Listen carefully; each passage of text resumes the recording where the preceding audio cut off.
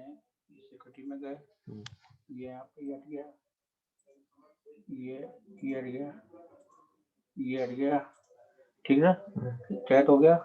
उसके बाद ये अपने शेयर स्क्रीन में जाएंगे, ओपन बोर्ड में जाएंगे, ये शेयर कर दिया, ये आपका चालू हो गया, बस क्लास चालू हो गई, चैटिंग। अब ये चैटिंग चालू कर सकते हैं। अरे ये बच्चों ने क्या कर दिया, कैसे कर दिया बच्चों ने?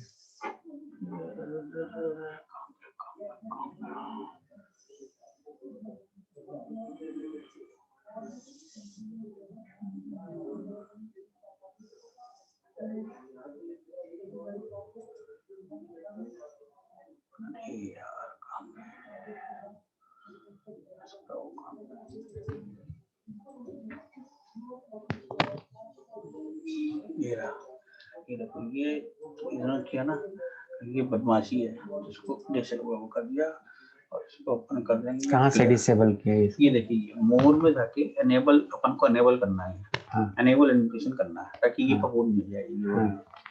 ये डिक्लाइन कर दिया और उसके बाद ये अपने यहाँ पर ये विंडो ये कब आया? ये तो हमें पता ही नहीं चला कब आया। ये मैं बता देता हूँ, आपको आ जाएगा जब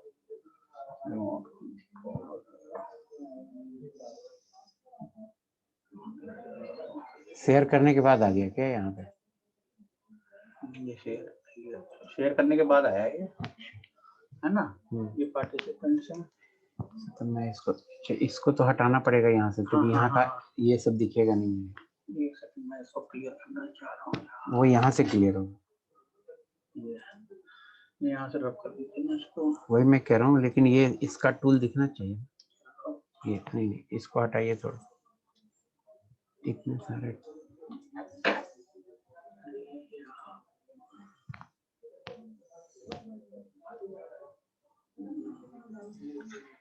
ये लो,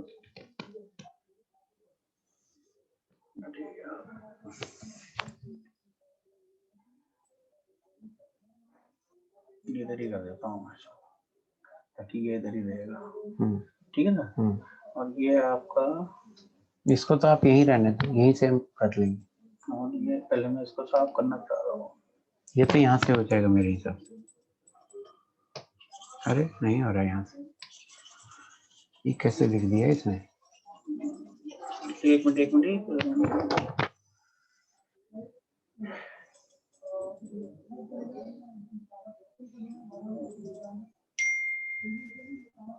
काम ही नहीं कर रहा है।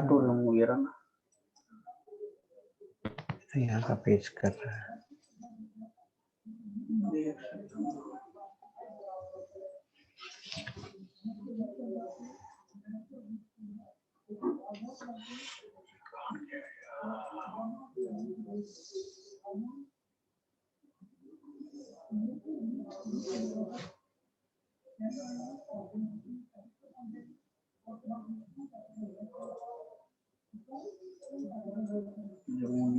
क्लियर करना पड़ेगा, जब सही क्लियर हो जाएगा यहाँ से। क्लियर हो शेयर स्क्रीन इस पर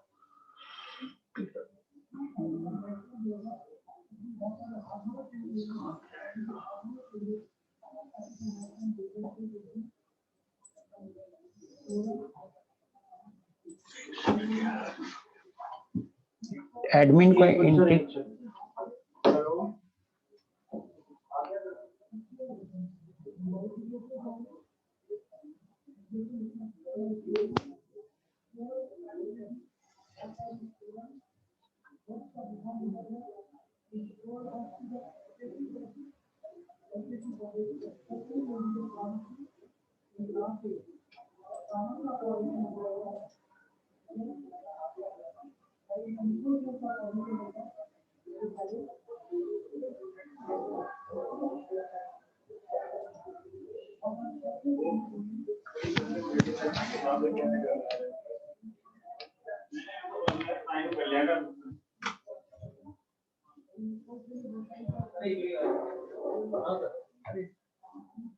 अरे हट नहीं रहा है, ओपन बोर्ड नहीं काम कर रहा है इसमें। एक बार आप लॉग आउट हो जाओ, एक बार लॉग आउट करके लॉगिन कर दे एक बार वापस। ये बच्चों ने किया है। बच्चों ने किया क्या? एनोटेशन कर ही रखा है। फिर भी नहीं, उससे पहले किया था वो। पहले हाँ, इसके पहले कर दिया था। जैसे ही लॉगिन हुआ ना वैसे ही कर दिया। आपका भी वैक्यूम काम नहीं, फिर इरेजर है।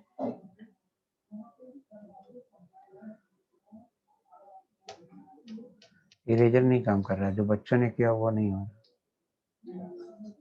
ये मिट जाएगा sign.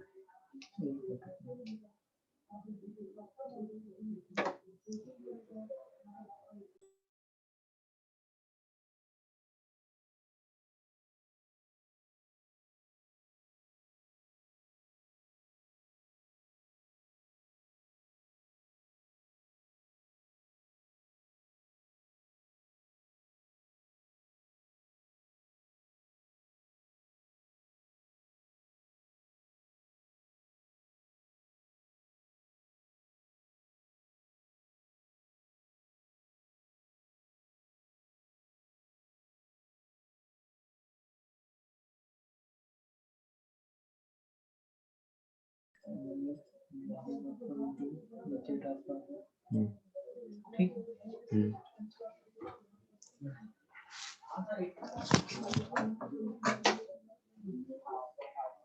Hello, good evening everyone.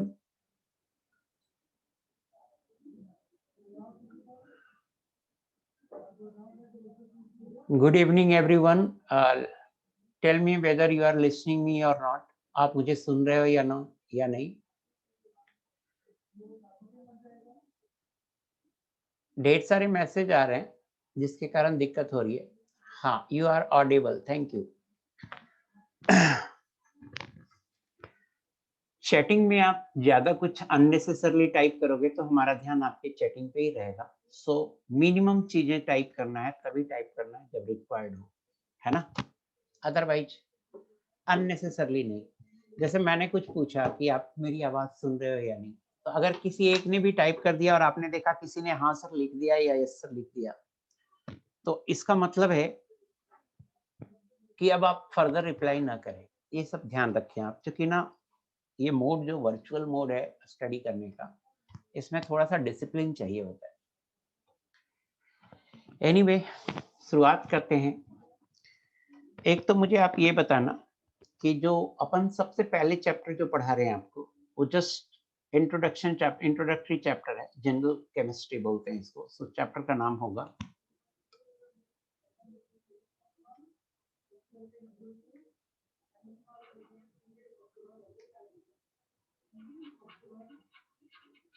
General chemistry. ये चैप्टर का नाम है जनरल केमिस्ट्री। इसमें मेनली अपन क्या पढ़ेंगे, तो थोड़ा अबाउट एटम के बारे में पढ़ेंगे और फिर क्वांटम नंबर पढ़ेंगे। सो एक चीज आप और कंफर्म करो कि मैंने जनरल केमिस्ट्री स्क्रीन पे लिखा, तो ये स्क्रीन आपको विजिबल है या नहीं है, ये भी आप कंफर्म करो। Yes, no, yes, very good, fine. अब देखिए, जनरल केमिस्ट्री में मैं आपको पढ़ाऊंगा क्वांटम नंबर।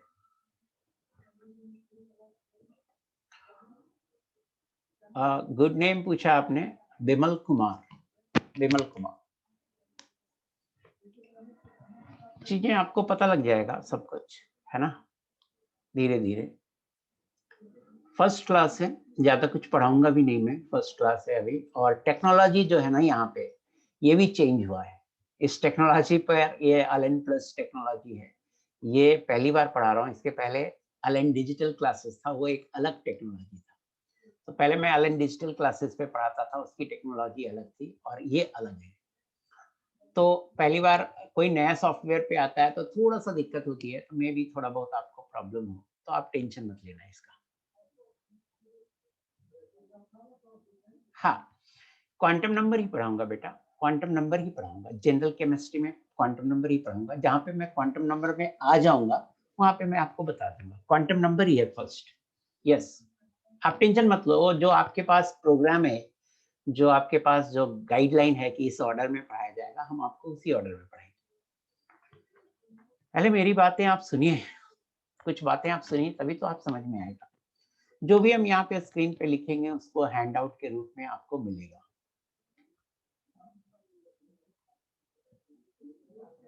जो भी हम स्क्रीन पे लिखेंगे वो हैंडआउट के रूप में आपको मिलेगा, तय बात है। इसके बावजूद अगर आप नोट करते हो तो बहुत ज्यादा अच्छी बात है, तो आप नोट करना चाहिए मेरे हिसाब से।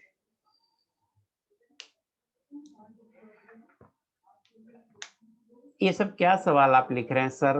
पर टाइम टेबल में इनऑर्गेनिक केमिस्ट्री लिखा था, हम इनऑर्गेनिक ही पढ़ा रहे हैं।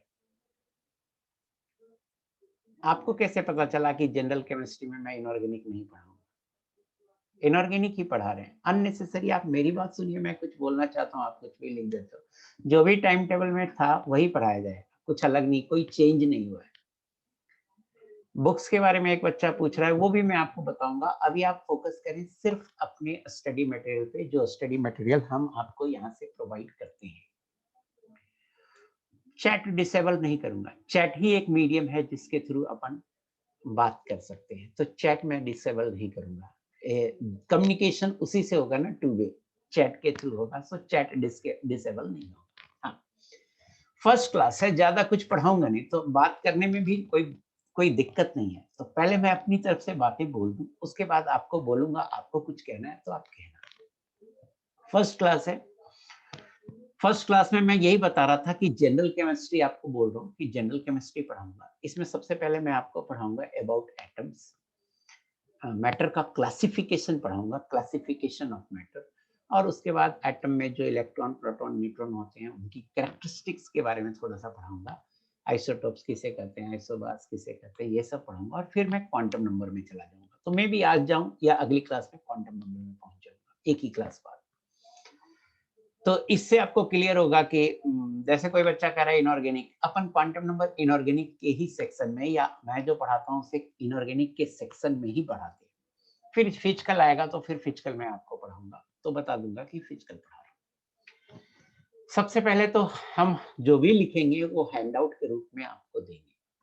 एक सॉफ्ट कॉपी होगा, बट हमेशा आप फोन से नहीं पढ़ सकते, तो हम आपको सजेस्ट करेंगे, आपके पास अभी एनफ टाइम है, तो जैसे जैसे मैं पढ़ाता हूँ अगर आप नोट करते हो तो ये अच्छी बात है। आप अगर नोट करते हो, हैंडआउट पे के भरोसे नहीं रहते हो, तो ये अच्छी बात है। नहीं नोट करना चाहते हो, ओके, इट्स फाइन, कोई कंपल्सन नहीं है, लेकिन अगर नोट करोगे तो ये अच्छी बात है, पहला पॉइंट। दूसरा पॉइंट, सपोज कोई चैप्टर मैंने शुरू किया, जैसे जनरल केमिस्ट्री या क्वांटम नंबर मैंने शुरू किया, तो ये मान लो कि मैं टोटल 6 लेक्चर पढ़ाऊंगा। तो आप जब सेकंड लेक्चर में आएंगे, आज फर्स्ट लेक्चर है, सेकंड लेक्चर में आएंगे तो फर्स्ट लेक्चर को रिवाइज करके आएंगे। फर्स्ट लेक्चर अच्छे से पढ़ के आएंगे कि सर ने क्या क्या पढ़ाया था। जब आप थर्ड लेक्चर में आएंगे मेरे, तो फर्स्ट और सेकंड दोनों रिवाइज करके आएंगे।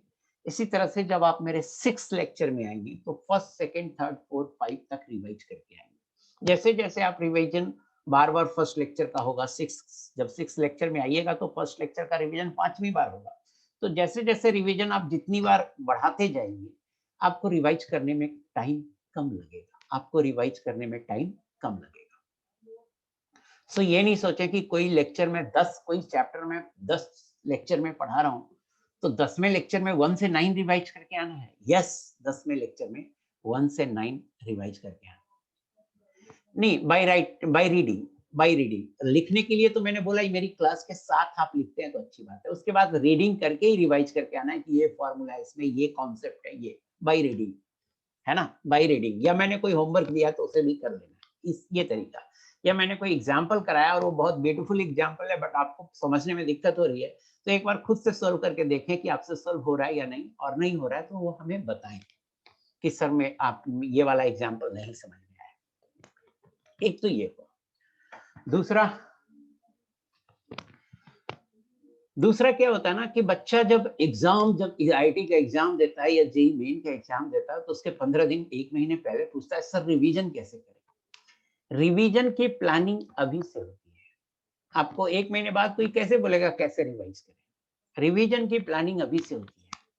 हम आपको मटेरियल प्रोवाइड करते हैं, हर चैप्टर के लिए सीट प्रोवाइड करते हैं, उस सीट में वेरियस एक्सरसाइज होते हैं, 5-6 एक्सरसाइज होते हैं, S1, S2, O1, O2, ये सब एक्सरसाइजेज के नाम है। तो हम आपको यहाँ से होमवर्क देंगे कि आप ये वाला सॉल्व करके आना, ये वाला सॉल्व करके आना। तो जब हम आपको यहाँ से होमवर्क देंगे कि ये आप सॉल्व करके आना, उन क्वेश्चन को करोगे। सपोज 10 क्वेश्चन मैंने होमवर्क दिया और आप जब मेरा लेक्चर नोट पढ़े, रिवाइज करिए, उसके बाद 10 क्वेश्चन आपने उसे सोल्व किया तो आपसे 8 ही क्वेश्चन हुए। तो अगर आपसे 8 क्वेश्चन हुए तो अगली क्लास में हम डाउट डिस्कस करेंगे और उस डिस्कशन में आप उन 2 क्वेश्चंस को पूछ लेंगे और बाकी 8 क्वेश्चन तो आपसे हो ही गए। और जो क्वेश्चन आपने मुझसे पूछा अपनी सीट में उसे स्टार लगा कर रखेंगे, क्योंकि एक अटेम्प्ट में आपसे ये सवाल नहीं बना था, तो सीट में जरूर से स्टार लगाएंगे, ताकि जब हम आपसे आपका टेस्ट ले तो उन क्वेश्चंस को सिर्फ रिवाइज करें जिसमें स्टार लगा हो। अब मान लो जो 2 क्वेश्चन आपने पूछा उसमें से एक क्वेश्चन बोल दिया, यार मैंने बोला ये बहुत इजी सवाल है, ये बनना चाहिए था आपको, तो ओके इट्स फाइन। लेकिन किसी एक क्वेश्चन के बारे में मैंने बोला it's a very good question, बहुत ही कॉन्सेप्चुअल सवाल है, तो अगर आपको लगे रियली में ये कॉन्सेप्चुअल है, ज्यादा ध्यान देने की जरूरत है, तो आप उसमें 1 स्टार बढ़ा सकते हो, उससे 2 स्टार रखो। मीन्स जो भी आपके डाउट हुए उनमें भी आप कैटेगरी करके रखो कि कोई बहुत सिंपल सी बात कभी कभी नहीं समझ में आती है और वो आप डाउट पूछ देते हैं, तो उसमें आप 1 स्टार रखो, क्योंकि आपसे एक अटेम्प्ट में वो सवाल नहीं बने थे। और मैं जिसकी तारीफ कर दिया कि ये क्वेश्चन काफी अच्छा है, इस पे ज्यादा ध्यान देने की जरूरत है, आप उसमें जरूर से डबल स्टार लगा के रखो, ताकि जब मुझे कम टाइम होगा, मान लो कि मेरे पास कल एग्जाम है, आज दिन भर में मुझे, दिन और रात भर में मुझे पूरा फिजिक्स केमिस्ट्री मैथ रिवाइज करना है, तो उस केस में हम सिर्फ वो क्वेश्चन देखेंगे जिसमें डबल स्टार है। ये सब कुछ इनिशियल स्ट्रेटजी है जो आगे आपको रिवीजन में बहुत फायदा होगा अगर इन सब बातों का ख्याल रखेंगे तो। फिर धीरे धीरे आपको चीजें और भी समझ में आएगा। सर जब चैप्टर फिनिश, किसी ने पूछा है वो मैं पढ़ रहा हूँ, सर जब चैप्टर फिनिश हो जाएगा फिर सर प्रीवियस चैप्टर का कैसे रिवीजन करें। हाँ देखिए, चैप्टर का रिवीजन आप वैसे करेंगे जब चैप्टर चल रहा है। मान लो चैप्टर फिनिश हो गया, नेक्स्ट चैप्टर शुरू हुआ, तो तुरंत उसको रिवाइज अब करने की जरूरत नहीं है, क्योंकि आप उसको 5-6 बार रिवाइज कर चुके हैं चैप्टर चलने के दरमियान। चैप्टर जैसे ही फिनिश हुआ आप पहले उसकी सारी सीटें कर लीजिए। और हम क्या होता है यहाँ से रेसेस देते हैं सीट के अलावा, उसमें सिंपल क्वेश्चन होते हैं रेसेस में, ज्यादा सिंपलर क्वेश्चन होते हैं रेसेस में, उन रेसेस को भी करना है। और उसमें कोई डाउट होता है तो स्टार लगा के रखना, ये डाउट्स हैं, ये सॉल्व करवाना है सर से हमें। और हमसे पूछने के बाद भी अगर आपको डाउट रह जाता है या लगता है नहीं बहुत कंसेप्चुअल सवाल है, तो उसमें डबल स्टार करना है। तो रेसेस और सीट सॉल्व करेंगे। जैसे ही चैप्टर मान लो थ्योरी मेरा फिनिश हो गया, आपको मैंने होमवर्क दे दिया पूरा सीट और पूरा रेसेस, वो पूरा कर ले, उसका डिस्कशन कर ले, उसके बाद नेक्स्ट चैप्टर में चले गए।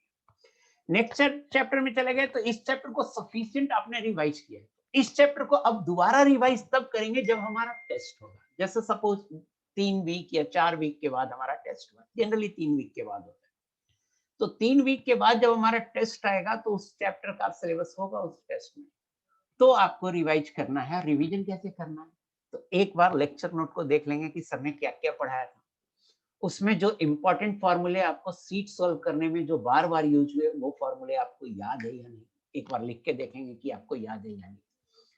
इसके अलावा वो सभी क्वेश्चंस को दोबारा लगाएंगे जिसमें स्टार लगे हुए थे, और हमारे लेक्चर नोट की जितने भी एग्जाम्पल है उसे देख सकते हैं। जब आप मेरे एग्जाम में यहाँ जो हम टेस्ट लेंगे उसकी तैयारी करेंगे, तो ये तरीका है पीछे के चैप्टर्स को रिवाइज करने का। किसी को कुछ कहना है, एक चीज और मैं कह रहा हूँ कि जैसे ही मैं ज्वाइन किया था तो बहुत सारे लोगों ने, अभी तो इनेबल कर दिया हूं मैं, बहुत सारे लोगों ने स्क्रीन पे ढेर सारी चीजें लिख दी थी। आपको शायद स्क्रीन पे कुछ भी रब किया हुआ नजर आ रहा हो, कोई पे हाथ से लिख दिया हो, कोई चला दिया हो, तो प्लीज आप ऐसा ना करना, कोशिश करना कि स्क्रीन पे कुछ ना लिखें, क्योंकि आपको इनेबल करते करते, डिसेबल करते करते उतनी सारी चीजें आप लिख दिए थे।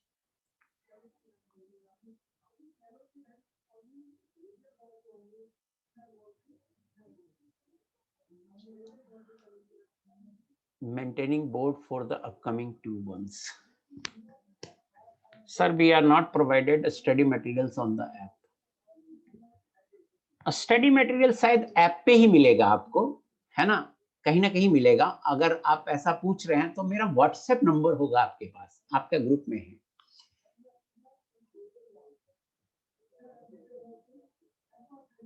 तो आप मुझसे पूछ सकते हैं। सीट और रेसेस अगर नहीं मिलता है, कौन सा ग्रुप, मैं बताता हूँ।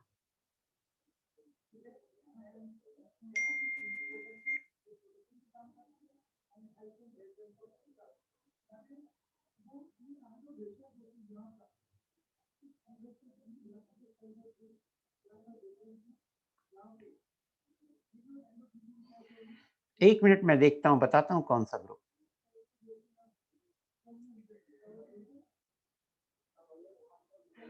एक ग्रुप है WhatsApp group, nurture 2 try 1 B 2122।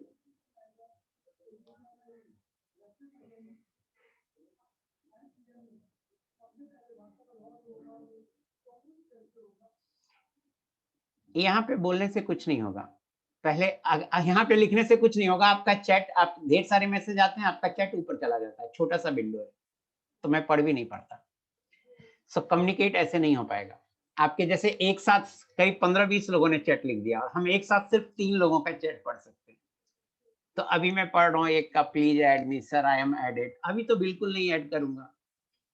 पहले तो मुझे ये कंफर्म करके बताओ, जो बच्चे हैं उनमें से कोई एडेड है nurture 2 try 1 B, nurture 2 TRY 1, कोई एडेड है? यस, देखो इतने लोग एडेड हैं। तो अगर कोई एडेड नहीं है तो वो मुझे व्हाट्सएप करेगा कि मैं एडेड नहीं हूं। मेरा नंबर है, अभी मैं बता रहा हूं, मेरा नंबर है 700-480-7062। ये मेरा नंबर है। और आप कभी भी व्हाट्सएप करेंगे तो ऐसा नहीं है, होता क्या है, बहुत सारे बच्चे हमसे कनेक्टेड रहते हैं, तो आप व्हाट्सएप करते हैं और मैं क्लास में रहता हूं और उसके बाद कोई दूसरा व्हाट्सएप कर देता है, आपका चला जाता है नीचे, आपका व्हाट्सएप नीचे चला जाता है। तो मैं आपसे रिक्वेस्ट कर रहा हूं कि आप ना आज मुझे 9 PM के अराउंड, किसी का अगर एडेड नहीं है तो अराउंड 9 PM मुझे व्हाट्सएप करेगा कि सर मैं एडेड नहीं हूं। वो भी व्हाट्सएप कैसे करेगा, तो अपना नाम, फॉर्म नंबर, बैच, कौन सा नंबर ऐड करना है, ये पूरा डिटेल्स व्हाट्सएप करेगा और एक ही मैसेज में। ये नहीं कि 10 मैसेज मुझे व्हाट्सएप कर दिए, एक मैसेज में पूरा डिटेल लिख करके व्हाट्सएप करेगा।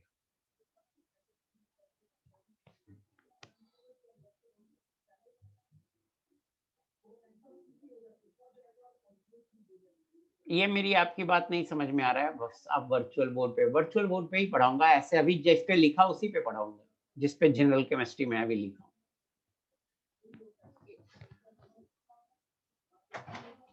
वॉल्यूम थोड़ी कम कर लेंगे, ठीक है।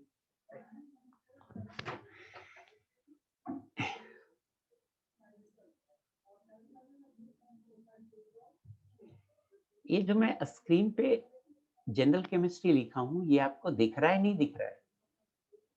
इसी बोर्ड पे पढ़ाऊंगा भाई।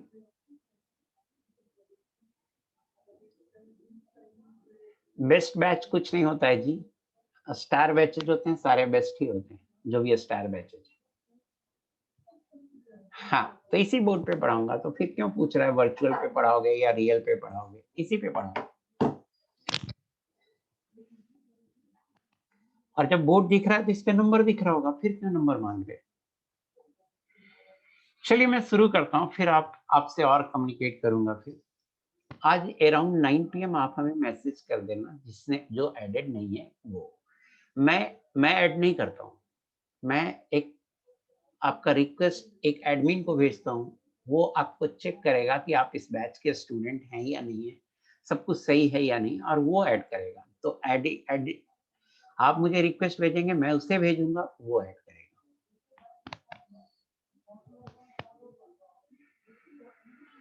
ये सब बातें नहीं, how to go in star batches, वो आप परफॉर्म करते जाएंगे, वो अपने आप चलते जाएंगे। आप परफॉर्म करेंगे, सब कुछ अपने आप होता जाएगा। आप हमारे टेस्ट में अच्छे मार्क्स ना लेंगे, सब कुछ अपने आप होता जाएगा। चलिए शुरू करते हैं। क्लासिफिकेशन ऑफ मैटर की बात करते हैं।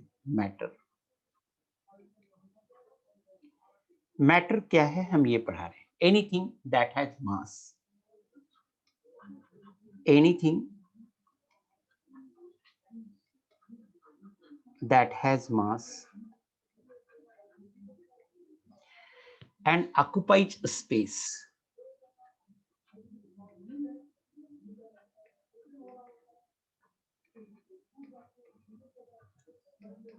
is called matter.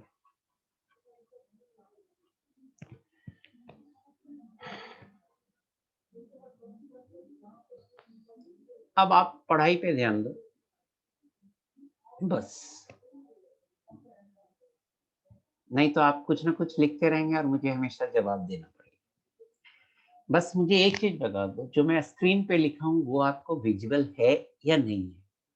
ऑडिबल तो हो, ऑडिबल तो हूं, विजुअल है? Yes, very good, thank you very much. Anything that has mass and occupy the space is called matter. कोई भी चीज जिसका सर्टेन मास हो और कुछ ना कुछ वॉल्यूम ऑक्यूपाई करता हो, स्पेस ऑक्यूपाई करता हो, उसे हम मैटर बोलते हैं। मैटर का फिजिकल क्लासिफिकेशन करते हैं, physical classification of matter.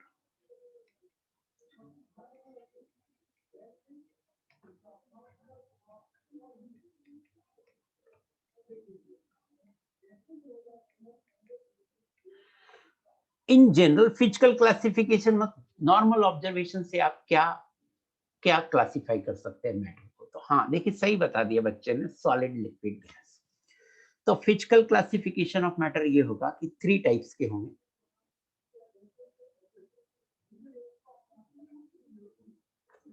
First solid,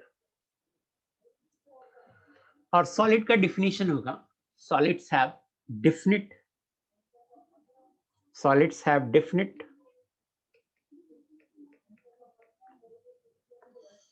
volume and shape.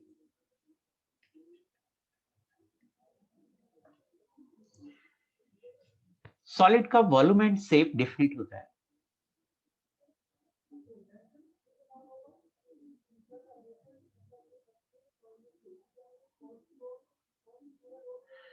आपने ध्यान नहीं दिया कि मैटर 3 टाइप का ही नहीं, कई भी हो सकते हैं, बट हमने कहा फिजिकल एग्जामिनेशन, फिजिकल क्लासिफिकेशन से बोल रहे हैं। और प्लाज्मा व्लाज्मा की बात मत कीजिए, जो अनकॉमन है अपन उसको अभी नहीं बताया, उसकी बात नहीं करेंगे। प्लाज्मा एक डिफरेंट स्टेट है यार। Anything at 10 to the power 6 kelvin is plasma, anything at 10 to the power 6 kelvin is plasma. तो वो तो आयंस के फॉर्म में रहेंगे चीजें। सो प्लीज, जो नॉर्मली ऑब्जर्व करते हैं अपन उसकी बात करें, पहले एबीसीडी सीखें, है ना? अननेसेसरी फालतू की कॉम्प्लेक्सिटी नहीं करनी होती है, चीजें सिंपल रखनी होती है, सिंपल कॉन्सेप्ट सीखने होते हैं, अपने आप कॉम्प्लेक्स चीजें आ जाती है। So solids have definite volume at shape. No translatory motion of molecules. No translatory motion of molecules.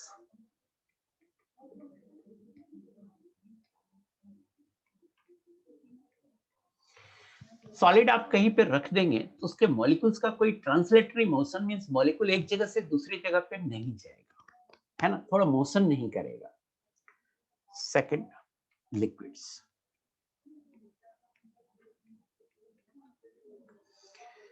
Liquids have definite volume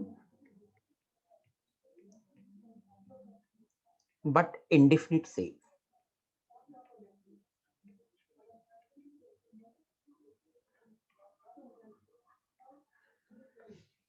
definite volume होता है, जैसे लिक्विड की बात, ट्रांजेक्टरी नहीं, ट्रांसलेटरी। ट्रांसलेटरी मोशन मतलब एक जगह से दूसरे जगह जाना, लीनियर मोशन ट्रांसलेटरी मोशन है ना?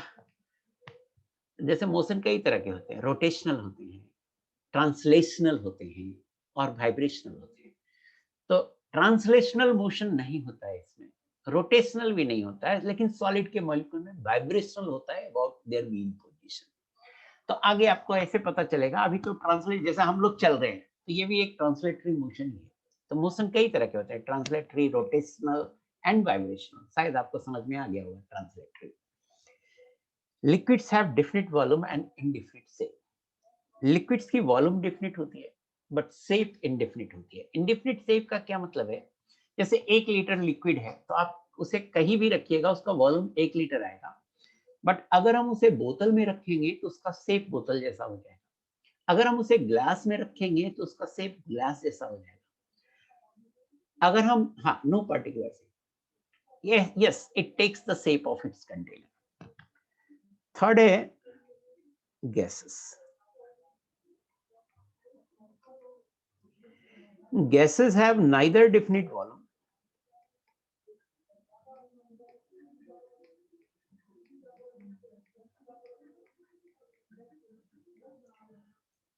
nor definite shape.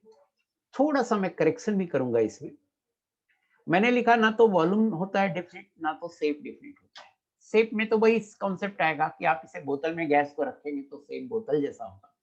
अगर इसे 5 लीटर के कंटेनर में रखेंगे तो 5 लीटर का जो कंटेनर का शेप होगा वो शेप होगा. लिक्विड में मोशन होगा मॉलिक्यूल का. जो मोशन होगा ट्रांसलेटरी मोशन वो होता है लिक्विड में. ऐसे समझिए ग्लास में आपने अपना लिखो कम, मैं सारी बातें बोलूंगा. कम लिखो, लिखने से हमारा सारा ध्यान चैटिंग विंडो पे चला जाता है.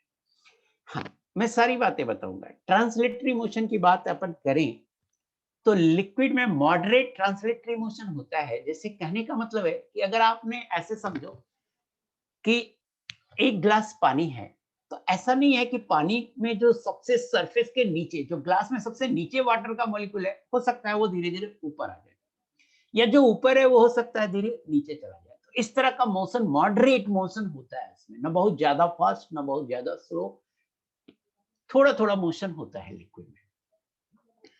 गैस की बात करें तो गैस में तो रैंडम मोशन होता है. रैंडम मोशन,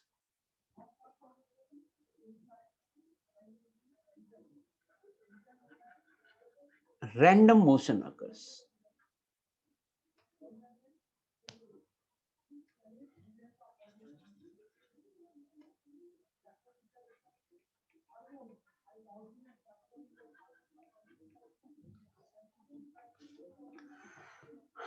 और इसमें moderate motion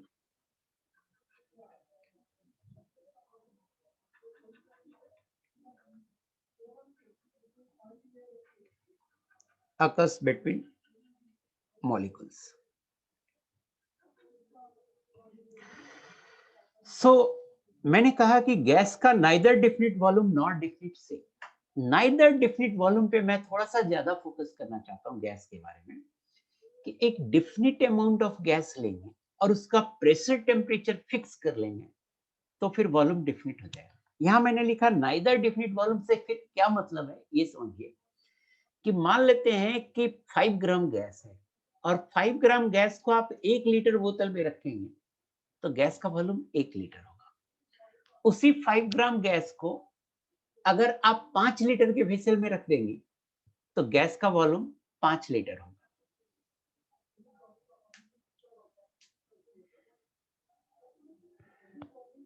unnecessarily raise hand नहीं कीजिए. चैटिंग विंडो ही अलाउड है आपके लिए, तो रेज हैंड का कोई मतलब नहीं है. Chatting window only. मैं आपसे पूछूंगा कोई डाउट है तो आप चैटिंग विंडो पे लिख के बात कर सकते हैं. फर्स्ट 2-3 क्लासेस में दिक्कत होती है, बच्चा बहुत क्वेरी करना चाहता है और इस मोड में पढ़ने में दिक्कत होती है. खैर, मैं ये कह रहा हूं कि लिक्विड के मॉलिक्यूल्स में मॉडरेट मोशन होता है, गैस के मॉलिक्यूल्स में रैंडम मोशन होता है, बहुत फास्ट होता है. और एक बात मैं ये बोल रहा हूँ कि गैस का डेफिनिट वॉल्यूम नहीं होता है. इसका सिर्फ ये मतलब है कि अगर गैस को 5 लीटर के वेसल में रखेंगे तो गैस का वॉल्यूम 5 लीटर. अगर उतने ही अमाउंट ऑफ गैस को 1 लीटर के वेसल में रखेंगे तो गैस का वॉल्यूम 1 लीटर. बट इन दोनों केस में क्या होगा, 5 लीटर वाले में गैस का प्रेशर कम आएगा और 1 लीटर वाले में गैस का प्रेशर ज्यादा आएगा. अगर हम प्रेशर और टेम्परेचर दोनों फिक्स करते हैं तो फिर गैस का वॉल्यूम डिफिनिट हो जाएगा. गैस का वॉल्यूम डिफिनिट हो जाएगा. ये मैं बोल रहा हूँ कि अगर प्रेशर और टेम्परेचर फिक्स कर दें और अमाउंट भी फिक्स कर दें कि 5 ग्राम या 10 ग्राम जो भी अमाउंट लेना चाहते हैं, तब गैस का भी वॉल्यूम फिक्स हो जाएगा. However, gases have definite volume at a definite pressure and temperature, है ना. तो यहाँ पे indefinite वॉल्यूम का मतलब ये नहीं है कि हमेशा वॉल्यूम इसका इंडेफिनिट होगा. यहाँ पर सिर्फ ये है कि 5 ग्राम वेसल को अगर 1 लीटर में रखेंगे तो वॉल्यूम 1 लीटर, 5 लीटर में रखेंगे तो वॉल्यूम 5 लीटर. बस दोनों ही केस में प्रेशर अलग अलग है. अगर दोनों केस में प्रेशर सेम चाहते हैं, टेम्परेचर सेम चाहते हैं, 5 ग्राम ही चाहते हैं, फिर दोनों केस में वॉल्यूम सेम आएगी, तभी प्रेशर सेम हो पाएगा। ये तो बात हुई फिजिकल क्लासिफिकेशन की। अब बात करते हैं केमिकल क्लासिफिकेशन। तो देखिए, chemical classification of matter.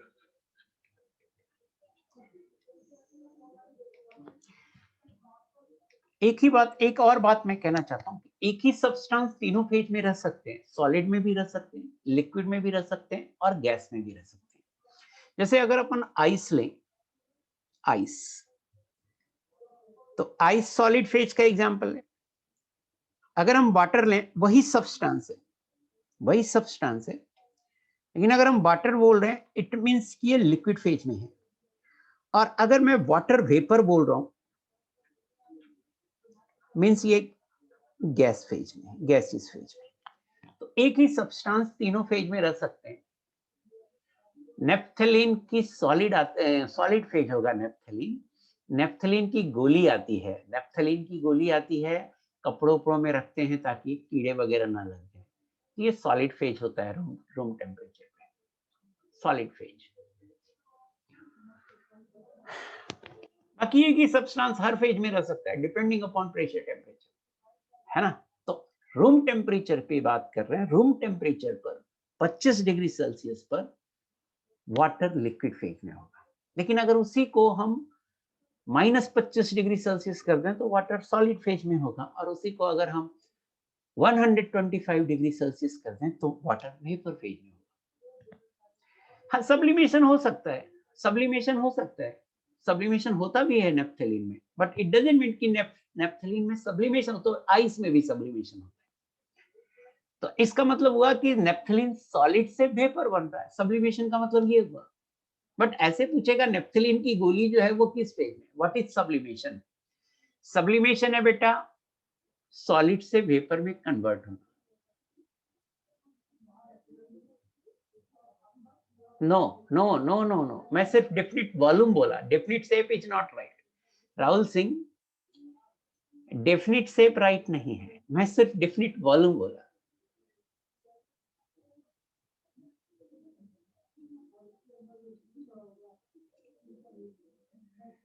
Yes, एक पूछ रहा है सर नेफ्थलीन सॉलिड से वेपर में चला जाता है तो क्या ये लिक्विड स्टेट में हो सकता है?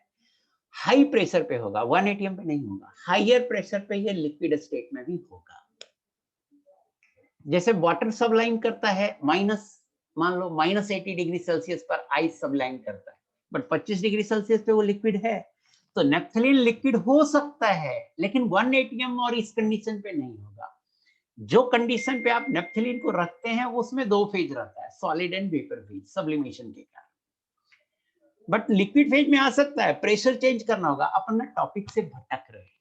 अलग अलग प्रेशर और टेम्परेचर पे अलग अलग फेज हर सब्सटेंस का हो सकता है, कोई डाउट ही नहीं है। नहीं नहीं नहीं, कंट्राडिक्ट करेगा। सब्लिमेशन एक अलग प्रेशर टेम्परेचर पे डिफाइंड है। सब्लिमेशन एक अलग प्रेशर, वाटर सबलाइन करता है, आइस सबलाइन करता है एक अलग प्रेशर टेम्परेचर पे। आप नेफ्थलीन को क्यों पकड़े हो? आइस सबलाइन करता है। और तो और मेटेलिक सॉलिड सबलाइन करते हैं अलग अलग प्रेशर पे। वेरी लो प्रेशर पे जिंक सबलाइन कर सकता है, वेरी लो प्रेशर पे टेंड्स टू 0 कर दोगे तो सब्लिमेशन हो सकता है। नहीं नहीं, मैं पानी की बात बोल रहा हूँ, ड्राई आइस तो सबलाइन करता ही, मैं पानी की बात कर रहा हूँ, आइस की बात कर रहा हूँ। -80 डिग्री सेल्सियस पे आइस, आइस से कभी आपने निकाला और उससे वाप निकलते नहीं देखा? आइस का सब्लिमेशन तो आप घर में भी देख सकते हैं। ड्राई आइस CO2 होता है, मैं आइस की बात कर रहा हूँ, आइस। खैर, अननेसेसरी आलतू फालतू आप लोग लिखते रहते हो और झूठ मूठ का पूछते रहते हो। हमें जो पढ़ना है उस पर ध्यान दें बेटा, जहां पे नेफ्थलीन की बात करनी होगी वहां पे करेंगे। केमिकल क्लासिफिकेशन ऑफ मैटर 2 तरह के होते हैं, प्योर सब्सटेंसेस एंड मिक्सर। इसमें दो तरह के आएंगे, एक तो आएगा प्योर सब्सटेंस,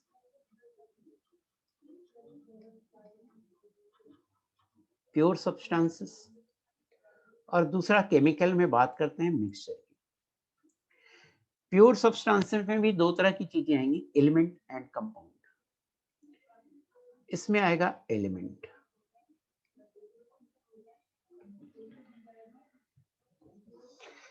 एलिमेंट में सेम टाइप ऑफ एटम्स होते हैं, सेम टाइप ऑफ एटम्स। कोई भी एग्जांपल ले लो, आयरन ले लो, कॉपर ले लो, जिंक ले लो, है ना, ऑक्सीजन ले लो, हाइड्रोजन ले लो, नाइट्रोजन ले लो, मरकरी ले लो। दूसरा है कंपाउंड।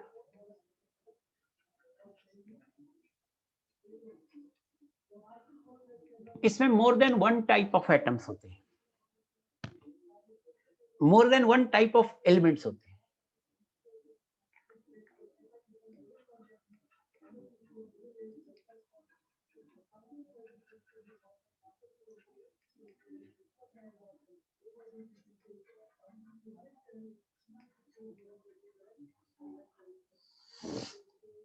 आप एग्जाम्पल ले सकते हैं, carbon monoxide, water, calcium carbonate, ये सभी कंपाउंड्स हैं। तो प्योर सब्सटेंस को हमने डिवाइड कर दिया दो तरीके का, एलिमेंट और कंपाउंड। आयंस भी होते हैं, चार्ज होंगे आयंस पे, हम केवल न्यूट्रल स्पेसिस को डिवाइड किया। अब बात करते हैं मिक्सचर। मिक्सचर को फर्दर डिवाइड किया जा सकता है टू टाइप्स में। Mixture two types.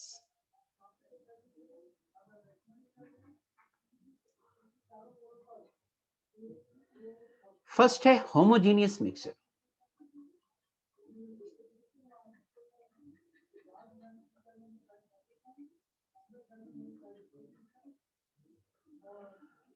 फर्स्ट है homogeneous mixture.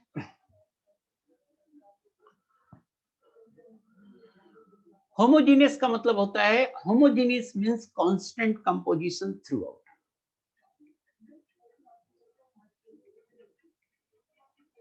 Homogeneous means constant composition throughout.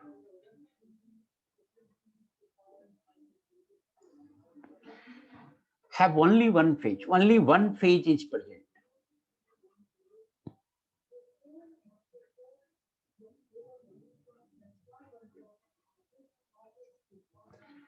दो पॉइंट है इसमें, कांस्टेंट कंपोजिशन थ्रू आउट, और दूसरा फेज क्या होता है,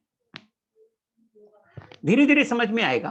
होमोजेनियस का मतलब है constant composition through out, means कोई भी चीज है, जैसे सपोज मान लो कि प्योर एयर है,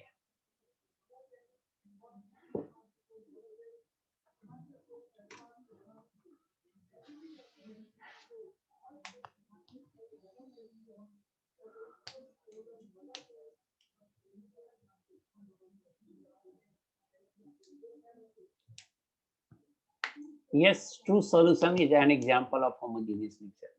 कुछ भी क्यों लिखते रहते हो यार, मेरी बात सुनो ना, अगर कुछ जानते भी हो, आइए मोस्ट ऑफ द चीजें मैं पढ़ा रहा हूँ वो आप जानते होंगे, फिर भी कुछ ना कुछ लिखते हो कि सर मुझे ये आता है, नहीं ना, ये बैड तरीका है। अगर मैं वैसा करने लगूं मुझे ये आता तो आपको कुछ भी समझ में नहीं आए। तो प्लीज, ये बहुत बेसिक चीजें हैं, बहुत ही बेसिक चीजें हैं जो मैं आपको बता रहा हूँ। आप क्लास 6, 7, 8 वगैरह से पढ़ते हैं ये सब।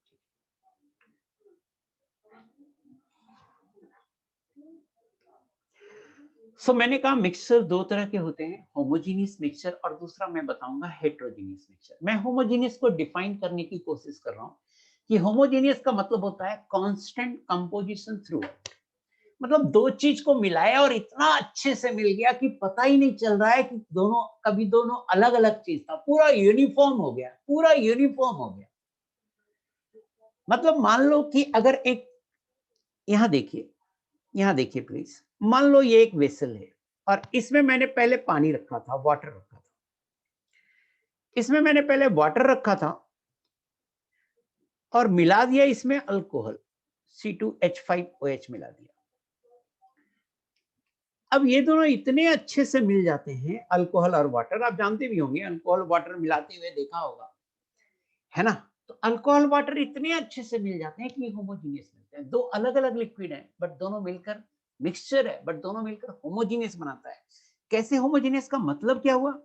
तो मान लो यहां से एक छोटा सा सैंपल निकाले और उसमें वाटर का परसेंटेज देखें, वाटर मान लो 40% है, और अल्कोहल का परसेंटेज देखें, अल्कोहल मान लो 60% है। अब ऐसा कि थोड़ा नीचे से एक छोटा सा सैंपल निकाले, तो अगर ये मिक्सचर होमोजीनियस है तो यहां पर भी वाटर का परसेंटेज 40% ही आएगा और अल्कोहल का परसेंटेज 60% ही आएगा। तो यह एक होमोजीनियस मिक्सचर है, मींस कांस्टेंट कंपोजिशन है थ्रू आउट, और एक फेज प्रेजेंट रहता है। एक फेज प्रेजेंट रहता है तो कहिएगा सर कौन सा फेज है? तो यहाँ लिक्विड फेज में है, और लिक्विड मिक्सिबल है इसलिए एक फेज है, सेम फेज है, ये मिलकर सेम फेज में रहेंगे। सेम फेज, एक ही फेज है, ये वन फेज है। होमोजीनियस मिक्सचर का एग्जांपल लिख लेते हैं। NaCl प्लस वाटर, ये होमोजीनियस मिक्सचर बनाएगा। सो NaCl एंड वाटर, ये होमोजीनियस मिक्सचर बनाएगा। एक आपने लिखा है alcohol C2H5OH, alcohol and water, ये होमोजीनियस मिक्सचर बनाएगा। ऐसा करते हैं, बेंजीन टॉलिन मिला देते हैं, C6H6 बेंजीन प्लस C6H5CH3 टॉलिन, ये होमोजीनियस बनाएगा। सो होमोजीनियस मिक्सचर, एयर का मिक्सचर ले लें आप, ऑक्सीजन प्लस नाइट्रोजन ले लें, ये होमोजीनियस बनाएगा। दो गैस हीलियम ले लो आप, आर्गन ले लो आप, और नियॉन ले लो आप, ये सभी होमोजीनियस बनेंगे, सभी गैसियस फेज में है। ये हीलियम, नियॉन, आर्गन तीनों गैसियस फेज में। तो ये सब होमोजीनियस मिक्सचर के एग्जांपल। सेकंड है heterogeneous mixture.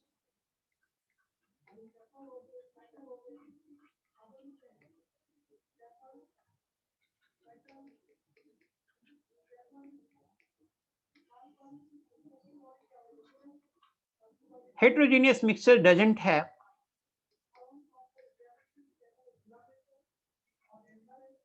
constant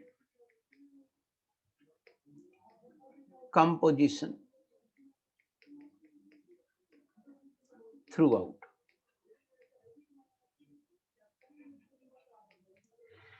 heterogeneous mixture में कांस्टेंट कंपोजिशन थ्रू आउट नहीं होता है, कांस्टेंट कंपोजिशन थ्रू आउट नहीं होता है।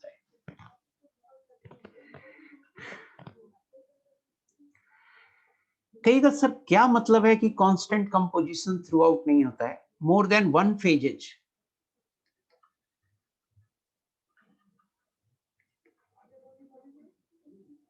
आर प्रेजेंट,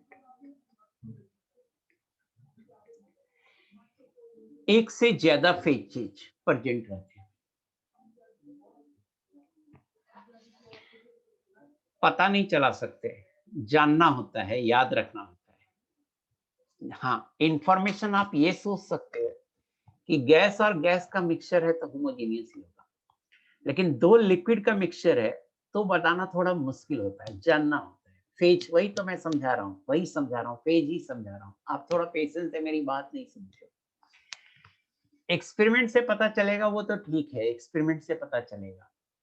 बाकी आपको ऐसे समझना होगा जैसे NaCl वाटर घोल देते हैं, NaCl अच्छे से घुल जाता है और घुल जाता है और आपको पता तक नहीं चलता है कि कहाँ पे गया NaCl, तो वो होमोजीनियस है और वो सिंगल फेज है। सिंगल फेज है मींस थ्रू आउट यूनिफॉर्म एक ही चीज है। जैसे मैंने अभी पिछली पेज में कहा कि अल्कोहल एंड वाटर मिलाएंगे बहुत अच्छे से मिल जाता है और यूनिफॉर्म हो जाता है, इसलिए बोलते हैं सिंगल फेज। फेज आपको समझ में आएगा बेटा। फेज का मतलब ऐसे तो लोग कह देते हैं state, physical state, solid, liquid, gas, but ऐसे समझो यहाँ पर फेज का मतलब सॉलिड, लिक्विड, गैस, ऐसे समझते हैं लोग, ऐसे लिटरल मीनिंग। बट यहाँ पर जो फेज का मीनिंग है कि वाटर एंड अल्कोहल मिला दिए, इतना अच्छे से मिल गया कि वो एक फेज लगा कि कोई एक सिंगल प्योर सब्सटेंस है, ऐसा फीलिंग आ रहा है, एक फेज बन गया, इसे सिंगल फेज। कहेगा सर इसमें टू फेजेस क्या होगा? तो आप केरोसिन ऑयल एंड वाटर मिलाओ, केरोसिन ऑयल एंड वाटर मिलाओ, केरोसिन ऑयल एंड वाटर मिलाओगे तो क्या होगा, अलग अलग रहेगा। जिसकी डेंसिटी ज्यादा होगी, अज्यूम वाटर की डेंसिटी ज्यादा है तो वाटर नीचे रहेगा और केरोसिन ऑयल ऊपर रहेगा। तो जिसकी डेंसिटी ज्यादा होगी मिलेगा ही नहीं। चूंकि ये नहीं मिला, दोनों लिक्विड फेज है, बट यहां पर बोलेंगे two phases are present, two phases are present. तो इसके पहले वाले में सिंगल फेज था, अल्कोहल एंड वाटर मिलाए थे, सिंगल फेज था, एक ही फेज था, क्योंकि बहुत दोनों मिक्सिबल था, दोनों मिक्सिबल था तो सिंगल फेज हो गया। यहां पर केरोसिन ऑयल एंड वाटर मिलाए, ये हेट्रोजीनियस है, हेट्रोजीनियस है, तो ये हेट्रोजीनियस है केरोसिन ऑयल एंड वाटर। क्यों? क्योंकि ऊपर से एक सैंपल लीजिएगा तो उसमें केरोसिन ऑयल ज्यादा होगा, वाटर कम होगा। नीचे से एक छोटा सा सैंपल उठाइएगा, उसमें वाटर ज्यादा होगा, केरोसिन ऑयल कम होगा, क्योंकि मिक्सिंग बहुत नहीं के बराबर होती है। और दो अलग अलग फेज, दो लिक्विड फेज प्रेजेंट है, एक केरोसिन का लिक्विड फेज और एक वाटर का लिक्विड फेज। ऐसे समझ सकते हैं। शायद जिसने पूछा होगा कि what does phase mean, phases means, आपको समझ में आ गया होगा कि फेज क्या है। 22 कैरेट गोल्ड, मैं थोड़ा सा एग्जांपल के लिए आपसे पूछना चाहता हूं, आप मुझे बताओ, आपको बताना है होमोजीनियस या हेट्रोजीनियस। 22 कैरेट गोल्ड होमोजीनियस है या हेट्रोजीनियस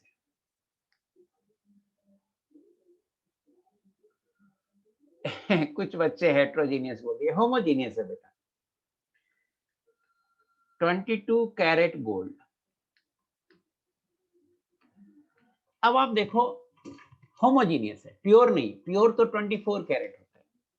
मिक्सचर है, मिक्सचर होमोजीनियस हो सकता है ना? मेरी बात ध्यान से सुनो। हाँ, मैंने कहा कि होमोजीनियस प्योर होगा। यस मोहित कर, आप बोल रहे हैं पर वो तो इम्प्योर होता है। हाँ इम्प्योर होता है, मिक्सचर जैसे ही लिख दिया ऊपर में, इम्प्योर ही होगा ना। मिक्सचर, मिक्सचर बता रहे हैं दो तरह का होता है, हेट्रोजीनियस और होमोजीनियस। तो होमोजीनियस 22 कैरेट गोल्ड होमोजीनियस है, क्योंकि इसमें 2 कैरेट में भी कॉपर और ये कुछ दूसरा एलिमेंट मिला है। बट है क्या इतना यूनिफॉर्मली मिलाया हुआ है, इतना यूनिफॉर्मली मिलाया हुआ है कि वो थ्रू आउट कॉन्स्टेंट कंपोजिशन है, थ्रू आउट कॉन्स्टेंट कंपोजिशन है। जैसे मान लो ये मेरा फोन है, इसे समझ लो ये एक स्ट्रिप है 22 कैरेट गोल्ड का। अगर ये होमोजीनियस नहीं होगा तो खरीदने वाले में लड़ाई हो जाएगी। किसी को मान लो 10 ग्राम खरीदना है तो वो यहाँ से काट के दे देगा कि 22 कैरेट गेट लो, यहाँ से काट दिया। वो कहेगा नहीं यहाँ से काट के दो। अगर होमोजीनियस नहीं होगा तो वो कहेगा ना यहाँ से काट के दो या यहाँ से काट के दो, उसको लगेगा यहाँ से गोल्ड ज्यादा मिलेगा। तो ये होमोजीनियस है थ्रू आउट, कोई टेंशन ही नहीं है। यस, ऑल मिक्सचर में दो चीजें मिली हुई है, तो दो चीजों का मिक्सचर है तो इम्प्योर बोल सकते हैं। तो 22 कैरेट गोल्ड होमोजीनियस है, ये अलग बात है कि ये मिक्सचर है, स्टिल होमोजीनियस। हम मिक्सचर की बात कर रहे हैं। हाँ very good. Next, so kerosene oil and water heterogeneous है। मिल्क, मिल्क हेट्रोजीनियस है। मिल्क एक हेट्रोजीनियस है ना। मिल्क में क्या क्या होता है, तो फैट प्लस वाटर होता है। और ये दोनों फैट आपको ऑयल एंड वाटर मिलेगा नहीं अच्छे से। कोई भी ऑयल प्लस वाटर हेट्रोजीनियस ही होगा, क्योंकि ये दोनों अच्छे से मिलेंगे नहीं। दो फेज होगा, इसमें भी टू फेजेज हैं, इसमें भी टू फेजेज हैं। मान लो एक रिएक्शन लिख दे रहे हैं, एक रिएक्शन मिक्सचर है, इसमें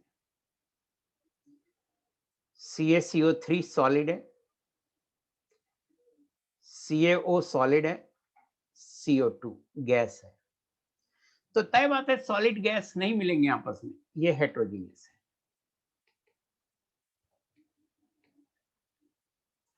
और इसमें 3 फेजेज हैं। कैल्शियम कार्बोनेट अलग फेज हो गया सॉलिड, कैल्शियम ऑक्साइड सॉलिड अलग फेजेज हो गया, और CO2 गैस एक अलग फेजेज हो गया। इसमें 3 फेजेज हैं। आप हमसे कह सकते हैं कि सर 2 ही फेज हुआ ना, सॉलिड और गैस। नहीं, वैसे नहीं देखेंगे। कैल्शियम कार्बोनेट जो सॉलिड है उसकी डेंसिटी अलग है, और कैल्शियम ऑक्साइड जो सॉलिड है उसकी डेंसिटी अलग है। सो 2 फेज हुआ सॉलिड ही, और 1 फेज CO2 गैस तो है ही, तो टोटल 3 फेज हुआ। Milk is a mixture of fat and water. नहीं, मिल्क इज हेट्रोजीनियस। मैं बोल रहा हूं तो आप मानो ना, आप क्यों बोल रहे हो milk should be homogeneous? Milk is heterogeneous. Constant composition milk में थ्रू आउट नहीं होते हैं। आप देख नहीं सकते हैं, लेकिन एक्सपेरिमेंटली मेजर कर सकते हैं। मेजर करेंगे तो कांस्टेंट कंपोजिशन नहीं मिलेगा मिल्क में। हाँ, मिल्क हेट्रो है, और आप क्वेश्चन है कि मैं बता रहा हूं, यस, मिल्क कोलाइडल सॉल्यूशन है, तो सॉल्यूशन मिक्सचर तो है ना। मिल्क हेट्रोजेनियस है। All colloidal solutions are heterogeneous. All colloidal solutions are heterogeneous.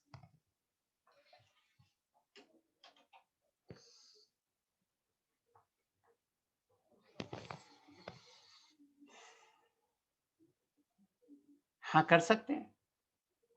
Experiment तो खैर सबका होगा कुछ ना कुछ। एनीवे, आगे देखते हैं। सो ये क्लासिफिकेशन हो गया। अब मैं कुछ और चीजें पढ़ाता हूँ आपको। एक तो पढ़ाता हूँ एटॉमिसिटी।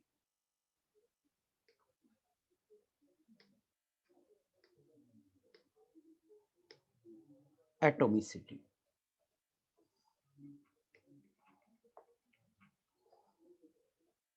ये होता है number of atoms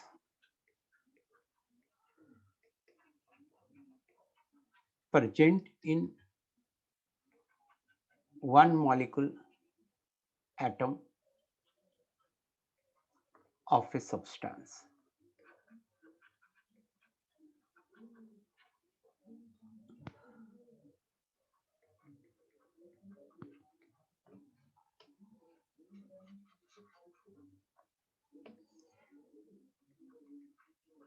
Monoatomic. This implies atomicity बराबर 1. एग्जाम्पल क्या है? हीलियम, नियॉन, आर्गन, क्रिप्टन, ये सब मोनोएटॉमिक है। डाईएटॉमिक, दिस implies atomicity बराबर 2. एग्जाम्पल क्या है? Oxygen, hydrogen, nitrogen, carbon molecules, CO, but atom CO atomicity 2 है। ट्राईएटॉमिक, दिस implies एटॉमिसिटी बराबर 3. 1 ही होगा कार्बन की atomicity.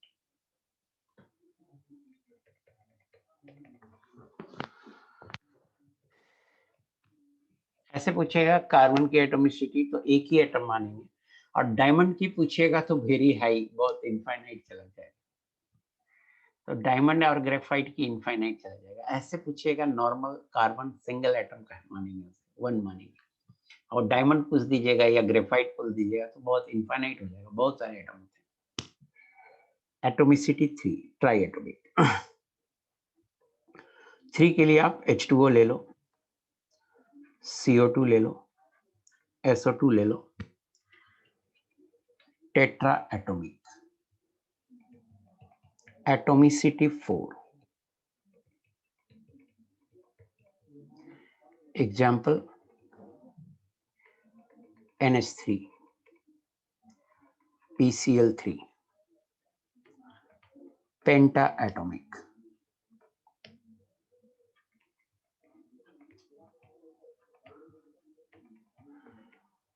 Atomicity 5.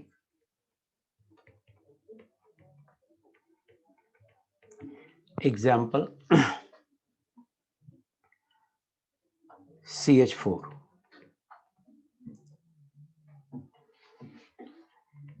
SiH4, I hope कि आपको एटॉमिसिटी टर्म समझ में आ गया। हाँ, कार्बन मोनोऑक्साइड में एक मॉलिक्यूल में 2 एटम है तो एटॉमिसिटी 2 ही होगा ना। क्या है definition? Number of atoms present in one molecule. तो एक मॉलिक्यूल में कितने एटम है? 2 एटम है, तो एटॉमिसिटी 2 है। यहाँ एक मॉलिक्यूल में कितने एटम है? 3 एटम है, तो एटॉमिसिटी 3 है। यहाँ एक मॉलिक्यूल में कितने एटम है? 4 एटम है, तो एटॉमिसिटी 4 है। यहाँ एक मॉलिक्यूल में कितने एटम है? 5 एटम है, तो एटॉमिसिटी 5 है। NaNO3 में पूछ रहे हो तो NaNO3 में एक पूछ रहा है तो काउंट करो, 1 1 3 5 हो गया। क्यों पूछते हो यार? इतनी सिंपल सी बात है। नोबल गैसेस एटमॉस्फेयर में नेसेंट फॉर्म में होते हैं। नोबल गैसेस का आपस में एटॉमिसिटी हमेशा 1 ही आएगा, एटॉमिसिटी 1 ही आएगा। बाकी आप नेसेंट क्या लिखना चाहते हो, नवजात, एटॉमिसिटी 1 ही आएगा नोबल गैस।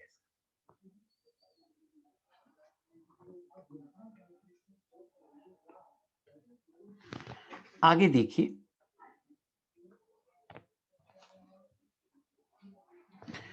अब अपन बात करते हैं कि किसी एटम या एलिमेंट को रिप्रेजेंट कैसे करते हैं।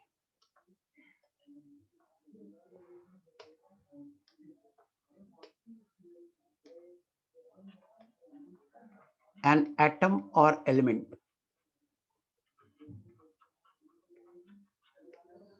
is represented as,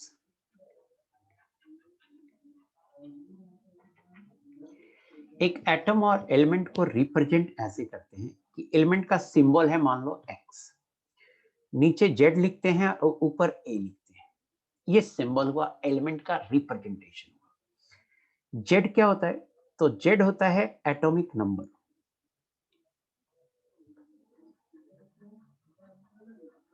और ये बराबर है नंबर ऑफ प्रोटॉन्स के, और A को बोलते हैं मास नंबर, और ये बराबर होता है number of protons plus neutron.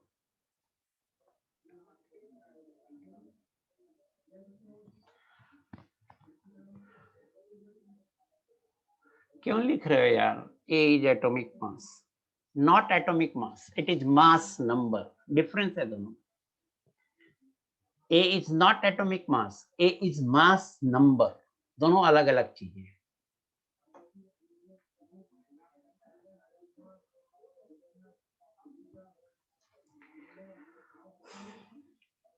हाँ, नंबर ऑफ न्यूक्लियॉन्स बोल सकते हैं इसे।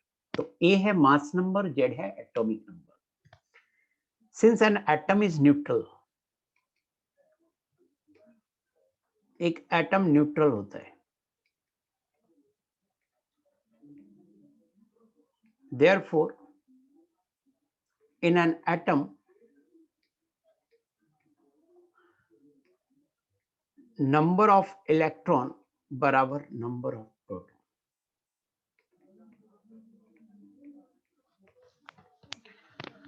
अब देखिए फंडामेंटल पार्टिकल्स।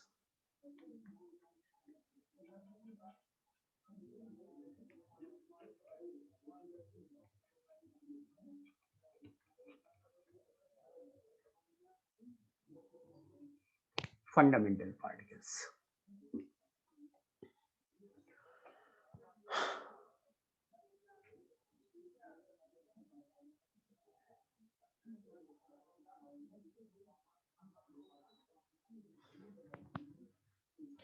कोई कह रहा है sir example of non atomic. भाई अपन आप ऐसे पूछेंगे तो आपको जितने भी एटॉमिसिटी, आपको 50 एटॉमिसिटी चाहिए, आप लिख लो x 20 बाई 30, लिख लो कुछ भी, है ना।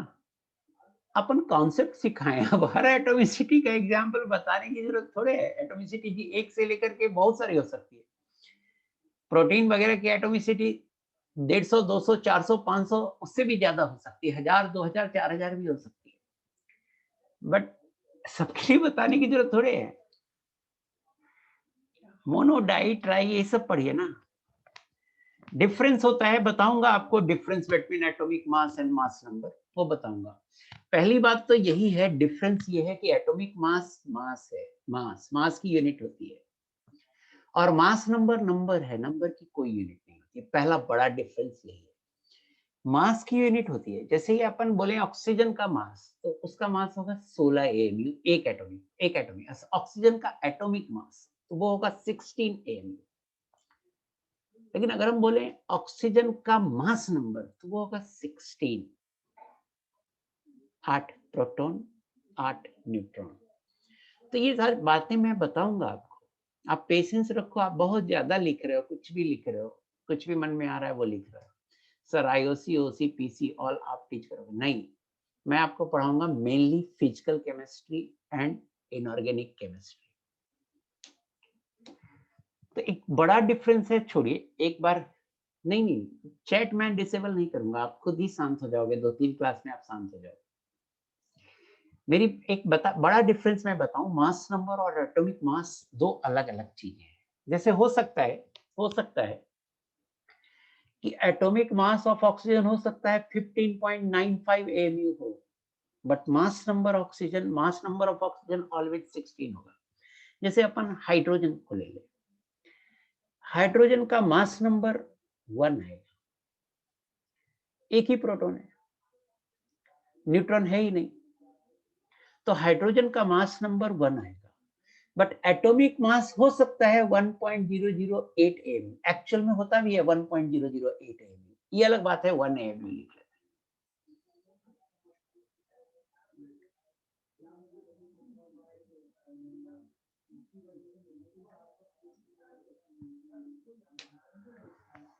हैं। ये भी नहीं, देखिए एक बच्चे ने लिखा कि सर वैसा चैट इनेबल रखो जिसे सिर्फ आप पढ़ सको, उसमें भी दिक्कत होगी आपको। जैसे एक बच्चे ने एक सवाल पूछा और हम उसका जवाब दे रहे हैं, तो दूसरे बच्चे को पता ही नहीं चलेगा कि सर किस सवाल का जवाब दे रहे हैं।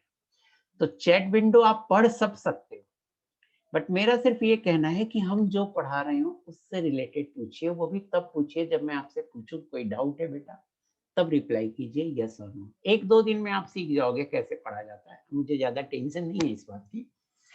Fundamental particles, electron proton neutron को बोलते हैं फंडामेंटल पार्टिकल। जस्ट क्विकली पहले इलेक्ट्रॉन की बात करते हैं।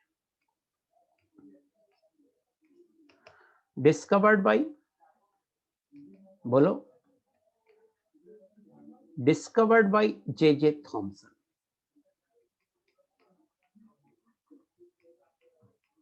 एक पॉइंट तो ये हुआ कि इलेक्ट्रॉन की डिस्कवरी किसने की थी, तो जे थॉमसन ने की थी। मास होता है इलेक्ट्रॉन का, तो मास ऑफ इलेक्ट्रॉन कितना होगा, तो मास ऑफ इलेक्ट्रॉन होता है 9.11 इंटू 10⁻31 kg।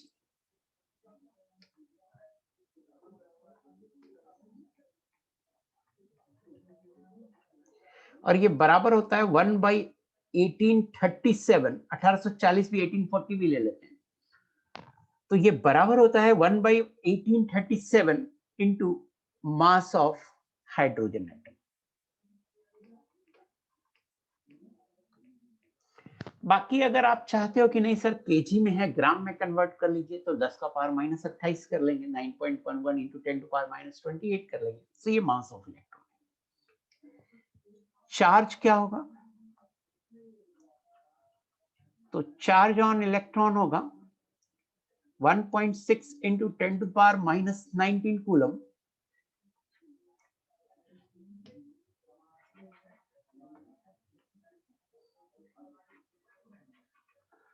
और ये निगेटिव होगा, negative charge.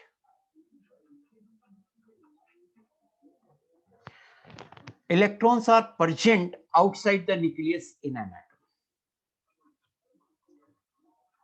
Electrons are present outside the nucleus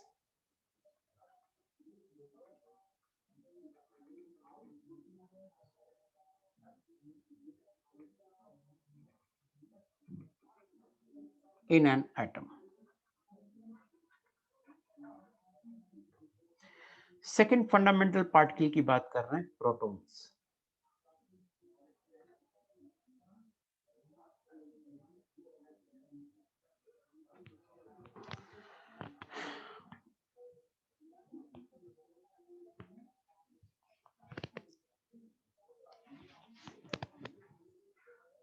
discovered by Rutherford.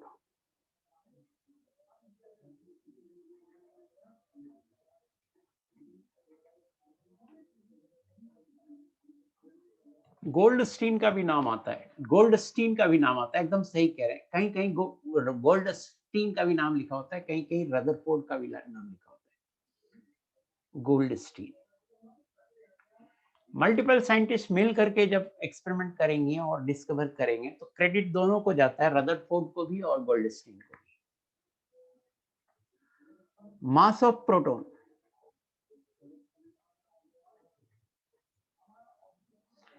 Almost होता है 1.008 eV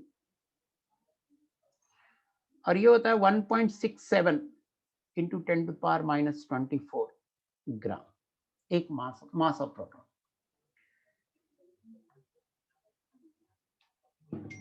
charge on proton,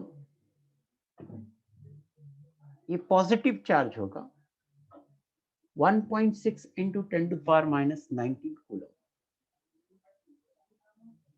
positive charge.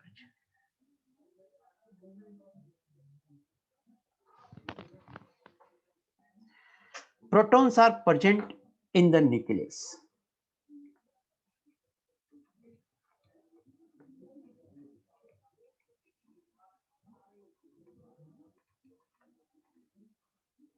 Nucleus of an atom.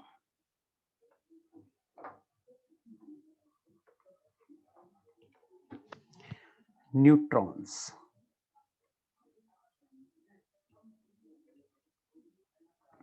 Discovered by James Chadwick.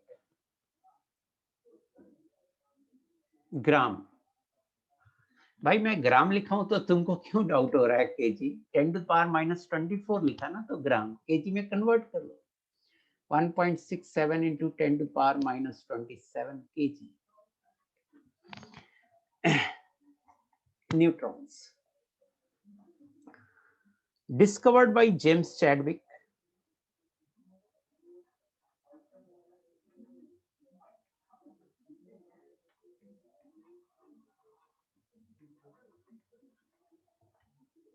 mass of neutron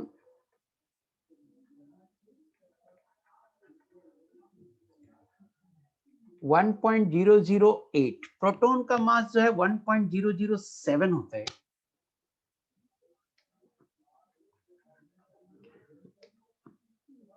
और neutron का मास 1.008 eV होता है। However लगभग 1.67 into 10⁻⁻24 ग्राम ही आएगा, या 1.67 into 10⁻⁻27 KG ही आएगा। नंबर ऑफ सिग्निफिकेंट फिगर्स बढ़ाएंगे तो थोड़ा बहुत अंतर पता चलेगा। जैसे यहाँ पर लिखा मैंने, प्रोटॉन में 1.007 और न्यूट्रॉन में 1.008 means neutron is slightly higher, neutron is slightly higher in mass than proton. Proton का मास न्यूट्रॉन के मास से एकदम स्लाइटली ज्यादा होता है। नहीं, ऊपर केजी में होता है तो केजी लिखा है, जो केजी में होता है उसे मैं केजी में लिखा है, उसे भी आप ग्राम में लिख सकते हैं। मेरा मन है ना, जैसे मान लो मैं 1 केजी बोल सकता हूँ, मैं 1000 ग्राम बोल सकता हूँ।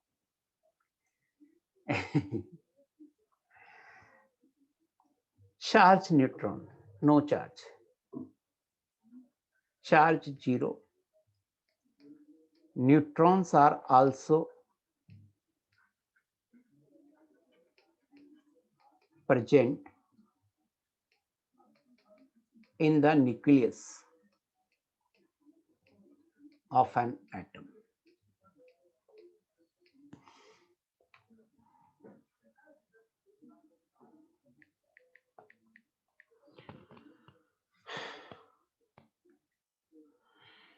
हाँ, मास निकालने का तरीका क्या है?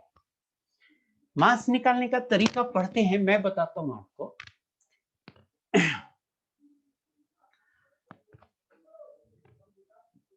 ये डिस्कवरर कौन थे इसके इलेक्ट्रॉन के? जे थॉमसन साहब ने क्या किया था कि पार्टिकल्स को प्रोजेक्ट किया था इलेक्ट्रिक फील्ड में, मैग्नेटिक फील्ड में, इलेक्ट्रॉन प्रोटॉन। तो इलेक्ट्रिक फील्ड और मैग्नेटिक फील्ड में प्रोजेक्ट किया पार्टिकल को, मैं कहानी सुना रहा हूं, पढ़ोगे आगे। आगे पढ़ोगे एटॉमिक स्ट्रक्चर में पढ़ाऊंगा कि कैसे कैसे डिटरमिन हुआ सच ए स्मॉल पार्टिकल का मास। बट मैं अभी आपको आइडिया देता हूँ कि जे थॉमसन नहीं, गोल्ड फॉइल एक्सपेरिमेंट नहीं, मेरी बात ही नहीं सुनता है, कुछ भी लिख देता है। मैं कह रहा हूं मेरी बात सुनिए प्लीज, कि जे थॉमसन ने पार्टिकल्स को प्रोजेक्ट किया इलेक्ट्रिक फील्ड में और मैग्नेटिक फील्ड में one by one. Magnetic field में प्रोजेक्ट किया इलेक्ट्रॉन का, तो उसका पाथ यूनिफॉर्म, मैग्नेटिक फील्ड में उसका पाथ सर्कुलर है। तो मैग्नेटिक फील्ड पता था और उस पाथ का रेडियस निकाला, और उस रेडियस से उन्होंने E/m निकाला, चार्ज बाई मास का रेशियो निकाला। उस समय तक ना चार्ज पता था ना मास पता था, बट उसके रेडियस से और मैग्नेटिक फील्ड के डेटा से उन्होंने charge by mass, specific charge E/m ratio निकाला। फिर सोचा उन्होंने कि ऐसा करते हैं, इसको इलेक्ट्रिक फील्ड में प्रोजेक्ट करते हैं। इलेक्ट्रिक फील्ड में पाथ पैराबोला आया इलेक्ट्रॉन का, इलेक्ट्रॉन का पाथ पैराबोला आया इलेक्ट्रिक फील्ड में, वहां से भी E/m कैलकुलेट किया, बट वो अलग से E और अलग से m नहीं कैलकुलेट कर पाए। बाद में इलेक्ट्रॉन का मास मुलिकन्स वाइल ड्रॉप एक्सपेरिमेंट में इलेक्ट्रॉन का मास निकाला गया, और E/m पहले से निकाला जा चुका था, तो इलेक्ट्रॉन का मास रख दिया गया वहां पे, तो मास ऑफ इलेक्ट्रॉन का चार्ज रख दिया गया वहां पर, तो मास निकल गया। क्या लिखते हो यार, लिखते हैं आप और गलत लिखते हैं और यहाँ पे गड़बड़ हो जाती है। मुलिकन्स आयल ड्रॉप एक्सपेरिमेंट से चार्ज ऑफ इलेक्ट्रॉन निकाला गया, चार्ज ऑफ इलेक्ट्रॉन निकाला गया।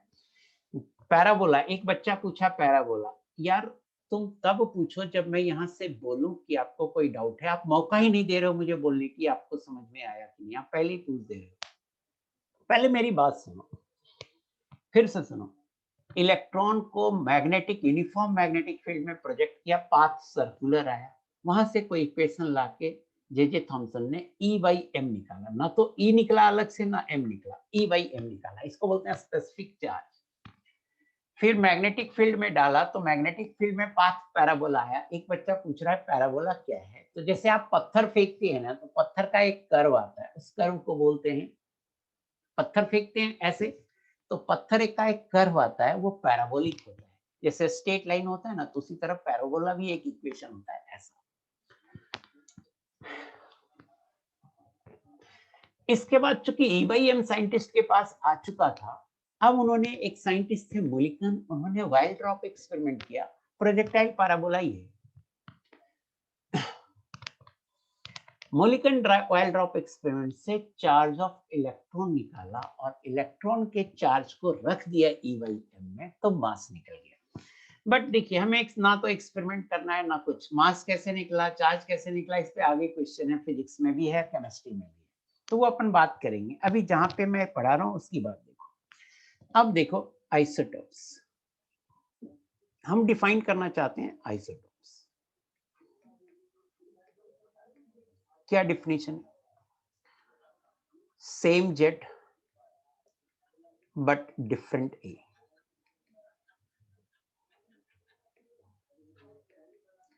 मतलब atomic mass number, mass number different होगा और एटॉमिक नंबर सेम होगा। एग्जांपल देखिए, हाइड्रोजन, या इसको लिख सकते हैं ड्यूटेरियम, तीसरा है ट्राइटियम, या इसको लिख सकते हैं, तीनों हाइड्रोजन का ही आइसोटोप है, तीनों हाइड्रोजन ही है, बट इसको हाइड्रोजन बोलते हैं, इसको ड्यूटेरियम बोलते हैं, और इसको ट्राइटियम बोलते हैं। आइसोटोप्स, पहला एग्जांपल मैंने आइसोटोप्स का लिखा, एक और एग्जांपल लिखते हैं, कार्बन 12, कार्बन 14, ये भी एग्जांपल है आइसोटोप्स का।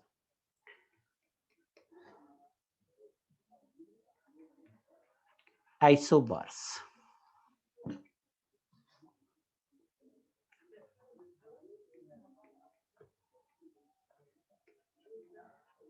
आइसोबार का same A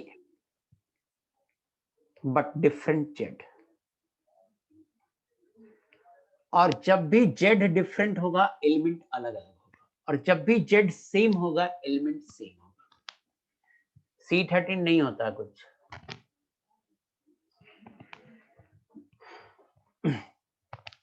same A but different है, कुछ भी लिख देते हैं यार। C13 C11.5 लिख दो। आपसे एग्जाम्पल मैंने पूछा क्या निशांत रिहान? नहीं पूछा ना, तो क्यों लिख देते हो? आराम से चुपचाप बैठ के देखो ना यार। Same A but different A। Argon atomic number है 18, पोटेशियम 19, कैल्शियम 20, और इन सब का 40-40-40 का आइसोटोप होता है, आइसोबार्स होता है। सबका 40-40-40। देखिए जेड सबके अलग है, 18, 19, 20, बट सबका ए सेम है। तो सेम ए बट डिफरेंट ए, इसको बोलेंगे आइसोबार्स। दूसरा एग्जांपल आप लोग,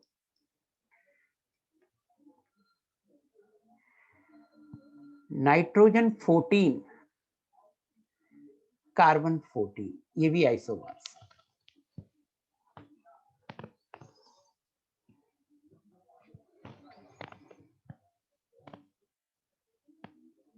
आइसोटोन्स,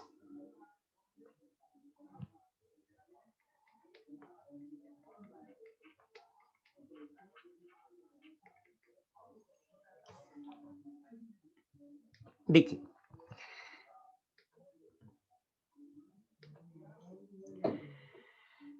नंबर ऑफ प्रोटॉन होता है, यहां देखिए नंबर ऑफ प्रोटॉन होता है जेड, और number of proton plus neutron होता है ए। तो अगर मुझे नंबर ऑफ न्यूट्रॉन निकालना होगा तो वो हो जाएगा ए माइनस जेड। तो आइसोटोन्स होते हैं सेम ए माइनस जेड, ये होते हैं isotones same A minus Z, that is same number of neutrons. Example देखिए, नाइट्रोजन नहीं लो, कार्बन लो, कार्बन 14, ऑक्सीजन 16। आप देखो 14 माइनस 6, 14 माइनस 6 8, 16 माइनस 8 8, तो ये दोनों आइसोटोन्स हैं। Isodiaphers,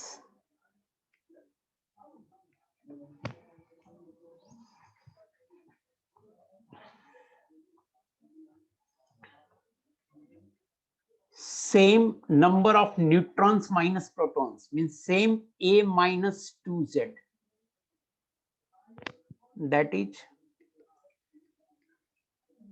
same number of neutrons minus protons। Number of neutron हुआ A माइनस जेड, अब प्रोटॉन हुआ जेड, तो A माइनस जेड क्या होगा? A minus 2Z। एग्जाम्पल देखिए,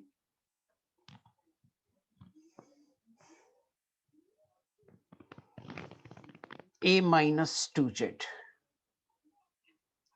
सोडियम 1123, A minus 2Z यहां आएगा 1, फास्फोरस 1531, आप देखो यहाँ A माइनस 2Z, 23 माइनस 22 1, यहाँ 31 माइनस 30 1, ये दोनों आइसोडाइफर्स हैं। Iso electronic,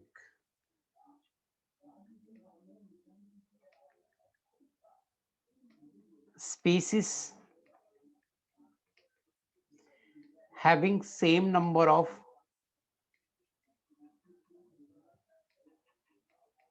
electrons। एग्जाम्पल आप देखो, नियॉन 10 इलेक्ट्रॉन है, फ्लोरीन में 9 होते हैं बट F माइनस कर देंगे तो 10 हो जाएगा। फ्लोरीन में 9 होते हैं बट इस पे नेगेटिव चार्ज कर देंगे तो 10 हो जाएगा। एक नेगेटिव चार्ज मींस एक इलेक्ट्रॉन बढ़ गया और एक पॉजिटिव चार्ज मींस एक इलेक्ट्रॉन घट गया। ऑक्सीजन में 8 होते हैं इलेक्ट्रॉन, 2 नेगेटिव कर देंगे तो 8 और 2 10 हो जाएगा। नाइट्रोजन में 7 होते हैं इलेक्ट्रॉन, 3 निगेटिव कर देंगे तो 7 और 3 10 हो जाएगा। सोडियम में 11 इलेक्ट्रॉन होते हैं, बट एक पॉजिटिव कर देंगे तो 10 हो जाएगा। 10 एक पॉजिटिव मीन्स एक इलेक्ट्रॉन घटा देना है और एक नेगेटिव मीन्स एक इलेक्ट्रॉन जोड़ देना है। ऊपर से रिक्वेस्ट आया है कि आइसोटोन फिर से बताइए, आइसोडाइफर्स फिर से बताइए। देखिए कितनी सिंपल सी बात है और आपने फिर से पूछा है। आइसोटोन का मतलब है न्यूट्रॉन की संख्या सेम होनी चाहिए। आइसोटोन का मतलब है ये लाइन देखिए, सेम नंबर ऑफ न्यूट्रॉन।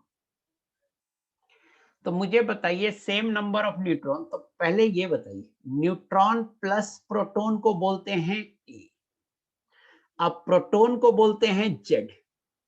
तो न्यूट्रॉन हो जाएगा, दिस में से दिस घटाएंगे मींस ए माइनस जेड हो जाएगा न्यूट्रॉन, न्यूट्रॉन हो जाएगा ए माइनस जेड। देखो फिर से देखो यार, इतने गड़बड़ कैसे हो सकते हैं यार। यहां देखो प्लीज फिर से देखना, मैं आइसोटोन्स को फिर से एक्सप्लेन कर रहा हूं कि जेड बोलते हैं एटॉमिक नंबर और जेड होता है नंबर ऑफ प्रोटॉन। तो प्रोटॉन बराबर हो गया जेड। ए बोलते हैं मास नंबर, मास नंबर होता है प्रोटॉन प्लस न्यूट्रॉन। तो अगर हमें न्यूट्रॉन निकालना होगा तो प्रोटॉन प्लस न्यूट्रॉन में प्रोटॉन को घटा देंगे, N plus P minus P, ये दे देगा पी पी कैंसिल हो गया, एन मीन्स हम दूसरा को पहला घटाए हैं सेकंड में, ये फर्स्ट मान लो और ये सेकंड मान लो, तो सेकंड माइनस 1 किए हैं तो एन आ गया। This implies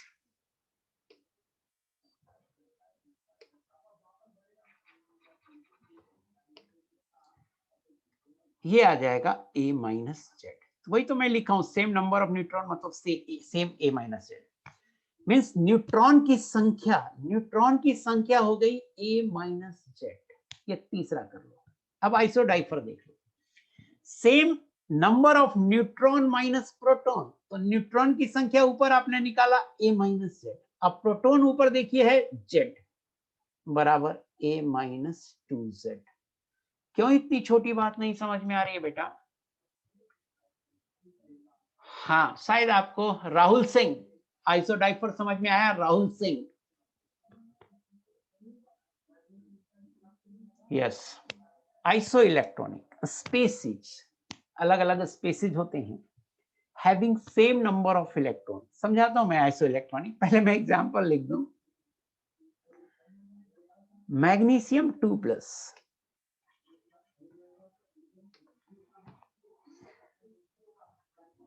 magnesium 2 plus, aluminium 3 plus, ये सभी all have 10 electrons, all have 10 electrons. यार आप लोग ना जिस तरह से सवाल आ रहे हैं, आपको बहुत मेहनत करने की जरूरत है। मैं आपको होमवर्क दे रहा हूं, आप पीरियोडिक टेबल रट के आना। अगर आपके पास होगा पीरियोडिक टेबल, आप उसे रटना, और कैसे रटना जो मैं बता रहा हूँ। Group 1 lithium sodium potassium rubidium caesium francium, group 2 beryllium magnesium calcium strontium barium, है ना। फिर उधर आ जाना बोरन वाले ग्रुप में, पी ब्लॉक में। ग्रुप 3 है पुराने स्टाइल में और नए स्टाइल में है 30, boron aluminium gallium indium thallium. उसके बाद 14 group 14 carbon silicon germanium tin lead. 15 nitrogen phosphorus arsenic antimony bismuth. तो इस तरह से आप ऊपर से नीचे पीरियोडिक टेबल रट के आना। और डी ब्लॉक को रटते हैं left to right, scandium titanium vanadium chromium manganese iron cobalt nickel, ऐसे रट के आना। और उनका एटॉमिक नंबर किस एटॉमिक नंबर पे आ रहा है, ये सब थोड़ा रटने की कोशिश करना, क्योंकि ये सब इतनी सिंपल बातें नहीं समझ में आ रही है। आइसो इलेक्ट्रॉनिक समझा रहा हूं। एक बच्चा बोला है प्लीज एक्सप्लेन आइसो इलेक्ट्रॉनिक। तो पहले तो मैं ये बता दूं आपको, नियॉन में 10 इलेक्ट्रॉन होता है। अब यही नहीं आपको पता होगा तो कैसे होगा। फ्लोरीन में 9 इलेक्ट्रॉन होता है, जितना एटॉमिक नंबर होगा वही इलेक्ट्रॉन होगा, 9 इलेक्ट्रॉन होता है। नाइट्रोजन में 7 होता है, ऑक्सीजन में 8 इलेक्ट्रॉन होता है, नाइट्रोजन में 7 इलेक्ट्रॉन होता है, सोडियम में 11 इलेक्ट्रॉन होता है, मैग्नीशियम में 12 इलेक्ट्रॉन होता है और अल्युमिनियम में 13 इलेक्ट्रॉन होता है। अब मैं कह रहा हूं एक नेगेटिव चार्ज दूंगा तो 1 इलेक्ट्रॉन बढ़ जाएगा, और एक पॉजिटिव चार्ज दूंगा तो 1 इलेक्ट्रॉन घट जाएगा। तो इसमें कुछ नहीं दिया था तो 10 ही इलेक्ट्रॉन हो गया। इसमें एक नेगेटिव चार्ज देने का मतलब हुआ F माइनस कर दिया तो 1 इलेक्ट्रॉन बढ़ गया, अब 10 इलेक्ट्रॉन हो गया। इसमें 2 नेगेटिव चार्ज देने का मतलब हुआ 2 इलेक्ट्रॉन बढ़ गया, 10 इलेक्ट्रॉन हो गया। इसमें 3 नेगेटिव चार्ज देने का मतलब हुआ 3 इलेक्ट्रॉन बढ़ गया, 10 इलेक्ट्रॉन हो गया। इसमें 3 पॉजिटिव चार्ज देने का मतलब हो गया 3 इलेक्ट्रॉन घटाएंगे, 10 इलेक्ट्रॉन हो गया। इसमें 2 पॉजिटिव चार्ज देने का मतलब हुआ 2 इलेक्ट्रॉन घटाएंगे, 10 इलेक्ट्रॉन हो गया। इसमें एक पॉजिटिव चार्ज देने का मतलब हुआ 1 इलेक्ट्रॉन घटाएंगे, 10 इलेक्ट्रॉन हो गया। समझ में आया आइसो इलेक्ट्रॉनिक? सो ये पूरा आइसो इलेक्ट्रॉनिक स्पेसिस है, आइसो इलेक्ट्रॉनिक। हर सब कुछ ठीक हो जाएगा। अभी बच्चा आइसो इलेक्ट्रॉनिक हमसे पूछ रहा है और तुम कह रहे क्लास का पेस बढ़ाओ। हाँ, पेस बढ़ाऊंगा, पहली क्लास है, आराम से बढ़ाऊंगा मैं। तो मैं यहाँ पे छोड़ दे रहा हूँ। Thank you very much. मैं हैंड आउट भेजूंगा, तो मैं ऐसा करता हूँ, आप हैंड आउट आपको भेज दूंगा थोड़ी देर में, 1-2-4 मिनट में। मैं इसे पहले सेव कर लूँ। डॉक्यूमेंट, रीनेम,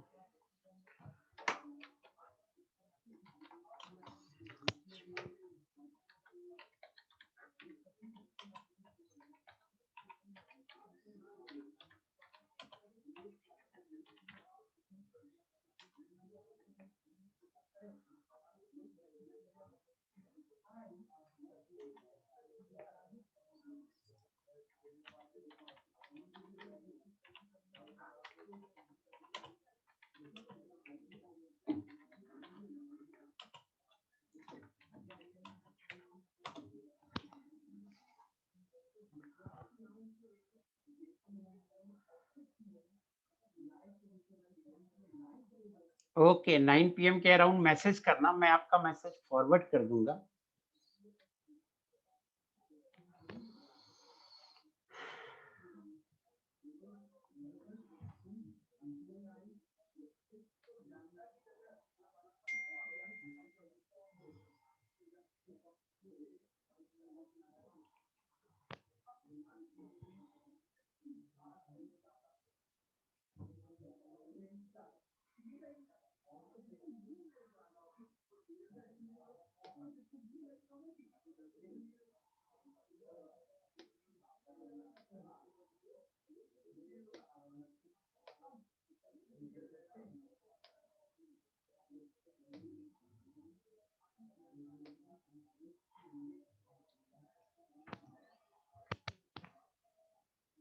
बुक्स के बारे में मैं आपको बताऊंगा, अभी तो आपको जो मटेरियल यहाँ से जा रहा है उसके बारे में करो।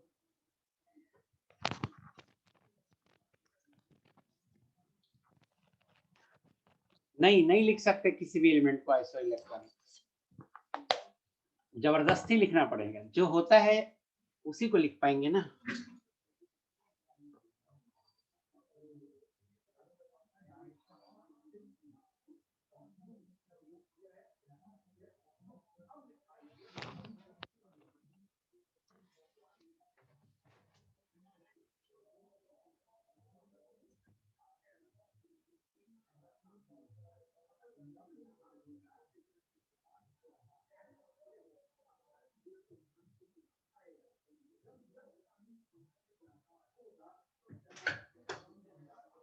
आपने सेव कर लिया उसको? हाँ, उसको सेव कर लिया। डॉक्यूमेंट बना के सेव कर दिया? हाँ, वो सेव कर दिया। हाँ, तो बस ये जो अपने ना, ये क्रोम में ना, फिर से जाए क्रोम में जाओ, अपने एलन प्लस में जाओ, इसको नीचे करना। नीचे कहाँ से आएगा ये? ऊपर से, ऊपर पकड़ के नीचे कर दो। यहाँ पे आ रहा है ना नीचे करने के। ये यहाँ पर क्लास है ना, यहाँ पे अपलोड क्लास, हो गया, मैं समझ गया। यहाँ से वो चूज फाइल कर लेगा।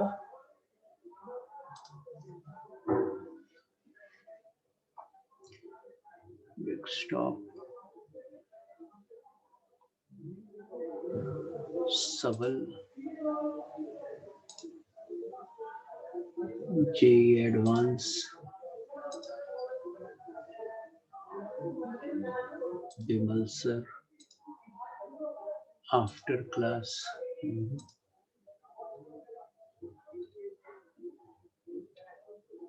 जनरल केमिस्ट्री क्लासिफिकेशन ओपन कर दिया। ओपन अब ये तो रेडी किया है, अब अपलोड दबाइए। अपलोड। बस हो गया सब। इसमें ही क्लास लेने में कंफर्टेबल हूँ, ओपन बोर्ड में ही। हो गया ना। अब बाकी एक आध 2 दिन लगेगा लॉगिन। अरे सर हो गया आपका, आज पहला दिन हो गया। बस यहाँ पे आपके विमल कुमार जान का नाम लिख रहा है ना, हाँ, वहाँ पे क्लिक कर दीजिए। लॉग आउट करने के लिए। हाँ बस यहाँ लॉग आउट हो जाएगा। तो अपन काम कर ही चुके सारा। हाँ। अपलोडेड कंप्लीट पूछा नहीं मैंने, मटेरियल अपलोड हुआ हो गया ना, दिखा दिया। बच्चों से मैसेज आ गया। मैसेज आ गया, अब तो लॉग आउट हो गया, अब तो नहीं दिखेगा। मैसेज आ गया। ठीक, उसमें क्या मैसेज आया था, अपलोडेड कंप्लीट।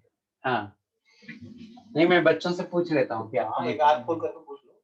नहीं फोन कोई होगा तो इसका व्हाट्सएप ग्रुप हो।